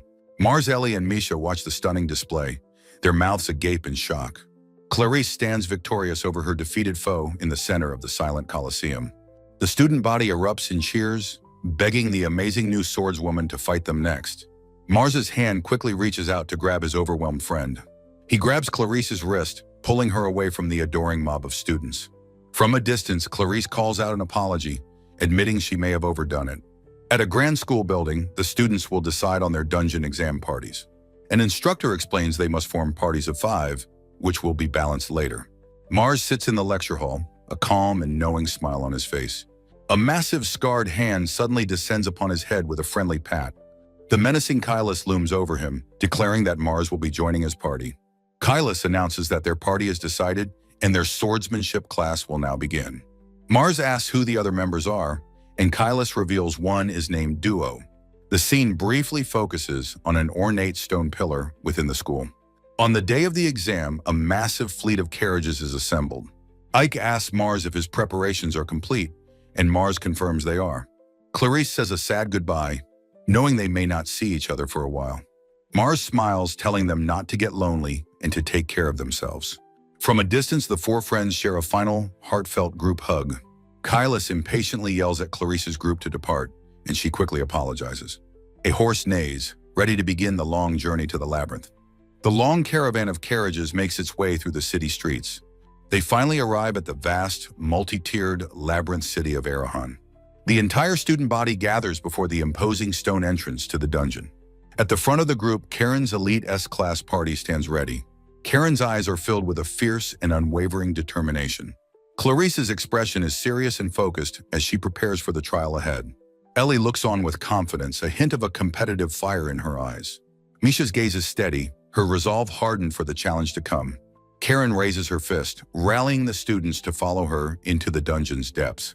In a show of unity, the entire student body raises their fists in a cheer. Karen's party, armed and ready, marches forward with purpose. The party, officially named Karen, enters the dark archway of the labyrinth. Kylus, his pack slung over his shoulder, tells Mars that it's their turn. The school's flag flutters as the perilous dungeon exam officially begins. Inside the dungeon is a dark and foreboding maze of stone pillars. A horde of snarling, club-wielding goblins emerges from the shadows to greet them. The monsters confront Karen's party, blocking the entrance to the first floor. Karen's hand crackles with energy as she gathers fire for a spell. She unleashes a powerful flare spell, incinerating the entire goblin horde. Hearing the commotion, another group of goblins looks up from a chasm below. A goblin leader, enraged, signals for his own troops to charge forward. The new wave of goblins rushes towards the S-class party, their numbers overwhelming. Ellie and a male student prepare to meet the charging horde head-on. The two vanguards charge forward to intercept the relentless tide of monsters. Ellie leaps into the fray, her blade a blur of deadly motion. Her male companion cuts down several goblins with a single powerful sword strike. Misha deftly uses her staff to block a goblin's crude club. Another student fires a volley of arrows, felling multiple goblins with each shot. A smirking student dispatches a goblin with a clean and efficient blow. Kylus remarks to Mars that this party has the potential to surpass a legendary one. Kylus watches impassively as another wave of goblins charges towards his position. Holding his massive club, Kylus tells Mars that it is time for them to go. The two of them stand ready as the goblin horde rushes toward them. Mars weaves through the goblins, his sword a silver arc of destruction. Kylus smashes through the monsters with a wide, powerful swing of his club. After the battle, Mars stands amidst the fallen goblins as Karen approaches him. Surprised by his skill, Karen asks if he is a fire magic user. Mars laughs sheepishly, admitting that he can use a little fire magic. Kylus grabs Mars, angrily yelling at him for slacking off with a girl. He drags the apologetic Mars away, telling him to hurry up. Karen is left standing alone, completely bewildered by the chaotic exchange. The scene transitions, the dungeon walls blurring as they press deeper. Kylus watches as Mars skillfully holds his own against multiple goblins. Mars's face is a mask of intense focus as he parries and strikes. Kylus observes his pupil's performance, a whirlwind of controlled chaos against the monsters. Kylus remarks that he has finally caught up to them. The skilled elf Sasha appears, asking if this is the northernmost front line. Kylus, surprised by her sudden appearance, demands to know why she is here. Sasha admits with a wry smile that she was worried, even with him around. She asks about Mars, wondering if he is worthy of Duchess Liga's tutelage. Kylus smirks, telling her to see the boy's skill for herself. He explains that Mars is skilled not just in duels, but against groups as well. He points out that Mars is fighting with his non-dominant left hand. Kylus then turns and asks Sasha if she can draw a bow left-handed. Sasha, her eyes wide with impressed surprise, admits that she can. Her casual confirmation leaves the mighty Kylus momentarily speechless. Kylus explains that Mars's sword strikes are more detailed than they appear. Watching from a distance, Sasha can only remark on how amazing Mars is. Kylus calls a halt to the training, declaring that's enough for the day. He prepares to use a simple spell, chanting the word aqua. He creates a small spout of water from the tip of his finger. Wringing out a cloth, he tells the others to sleep while he keeps watch. Mars thanks him, and Sasha says she will now head to the other fronts. A crackling campfire provides a small beacon of light in the dungeon's darkness. Kylus sits guard by the fire as Mars bows and Sasha departs. Sasha walks alone down a long torchlit stone corridor. She stops, deciding that she should probably rest for a little while. Elsewhere, Mars's face is a mask of fierce concentration as he fights. His sharp eyes are focused, tracking the enemy's every move in the heat of battle. He expertly cuts down a goblin while his instructor, Kylus, watches him passively. Kylus approaches from behind, asking why Mars suddenly looks so pale. Startled, Mars admits he has become anxious, wondering how Clarice is doing. A cheerful instructor tells Mars not to worry, as Lorenz is watching them. A lone torch flickers, casting long shadows down the dark dungeon corridor. Mars and Kylus stand victorious in a chamber littered with the bodies of goblins. Mars's eyes widen in surprise as he notices something unusual ahead. A brilliant, inexplicable light shines from a large wooden door down the hall. They step through the door into a sunlit clearing, a shocking discovery of a safe zone. Both Mars and Kylus are visibly stunned by this unexpected sanctuary. Inside the clearing, a group of exhausted students sits in dejected silence. Kylus storms into the safe zone, demanding to know what happened. A student explains that since their instructor was injured, some members have gone missing. She continues, saying that even though everyone searched, the missing students are nowhere to be found. Kylus's face contorts with rage as he roars, demanding to know who disappeared. The student replies that she doesn't know the specifics, just that 2 boys and 2 girls vanished. A horrifying image of a captured Clarice and Ellie flashes through Mars's mind. He cries out in panic, declaring that he must go and find them immediately. A large scarred hand grabs his wrist, telling him to wait. Mars struggles violently against the grip, screaming for the hand to release him. Kylus's calm voice asks if he even knows which way to go. Kylus reassures the frantic Mars, promising to accompany him on the search. He turns to the student, his voice a low growl, demanding Karen's location. The student hesitates, questioning why he would take an E-class student along. Kylus furiously grabs her, telling her not to give him orders and to speak. With the information they need, Kylus and Mars sprint off, leaving the student behind. They find other students who thank them profusely, promising they won't forget this kindness. Facing a horde of goblins, Kailas tells Mars they must hurry. The two charge forward, a whirlwind of steel and power cutting through the monsters. They race through a strange cavern, its floor covered in jagged rock spikes. Mars suddenly stops, his expression alert as he senses something up ahead. They find Sasha tending to two injured adventurers who is surprised to see them. Mars approaches her, asking what happened as Kailas follows close behind. Sasha explains she was heading to Karen's location, but is resting from battle fatigue. She asks if Kailas and the others are going to take her along with them. Kailas looks down at the injured adventurers, his expression grim and thoughtful. He asks if the men can walk, but one explains that it's too painful. Kailas decides to stay behind and look after the injured adventurers himself. He orders Mars and Sasha to go on ahead together to find the others. Mars and Sasha agree, thanking Kailas for his help and resolve. Mars tells Sasha they must defeat every enemy they encounter along the way. The two of them sprint through the dungeon at an incredible speed. They round a corner and are met by a snarling, sword-wielding goblin. A blur of motion and a flash of light fill the narrow corridor. Mars unleashes a powerful windcutter spell, slicing through the air. A strange spinning monster is dispatched as they continue their frantic run. Seen from above, the pair race onward through the dungeon's empty halls. Mars suddenly skids to a halt, his expression shocked as he senses a clue. He spots a small bound monster on the floor, realizing it means people are nearby. His eyes widen as he understands the full implication of his discovery. He stands before a massive iron gate, sensing a familiar presence on the other side. With a powerful shove, the heavy gate swings open with a loud groan. Mars bursts through the doorway as Clarice, Ellie, and Misha run towards him. His face is alight with pure joy as he calls out their names. The girls, their faces beaming with relief, call out his name in return.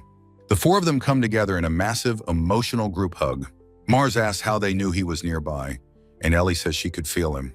Sasha, holding Misha, explains that she had Ellie sniff out the passage.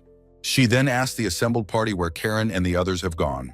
A student from Karen's party steps forward and apologizes for what happened. Sasha calmly asks him to explain why he feels responsible for the situation. Another student explains their foolish attempt to beat Karen's dungeon-clearing record. The first student confesses that he faked being unwell, which led to their failure.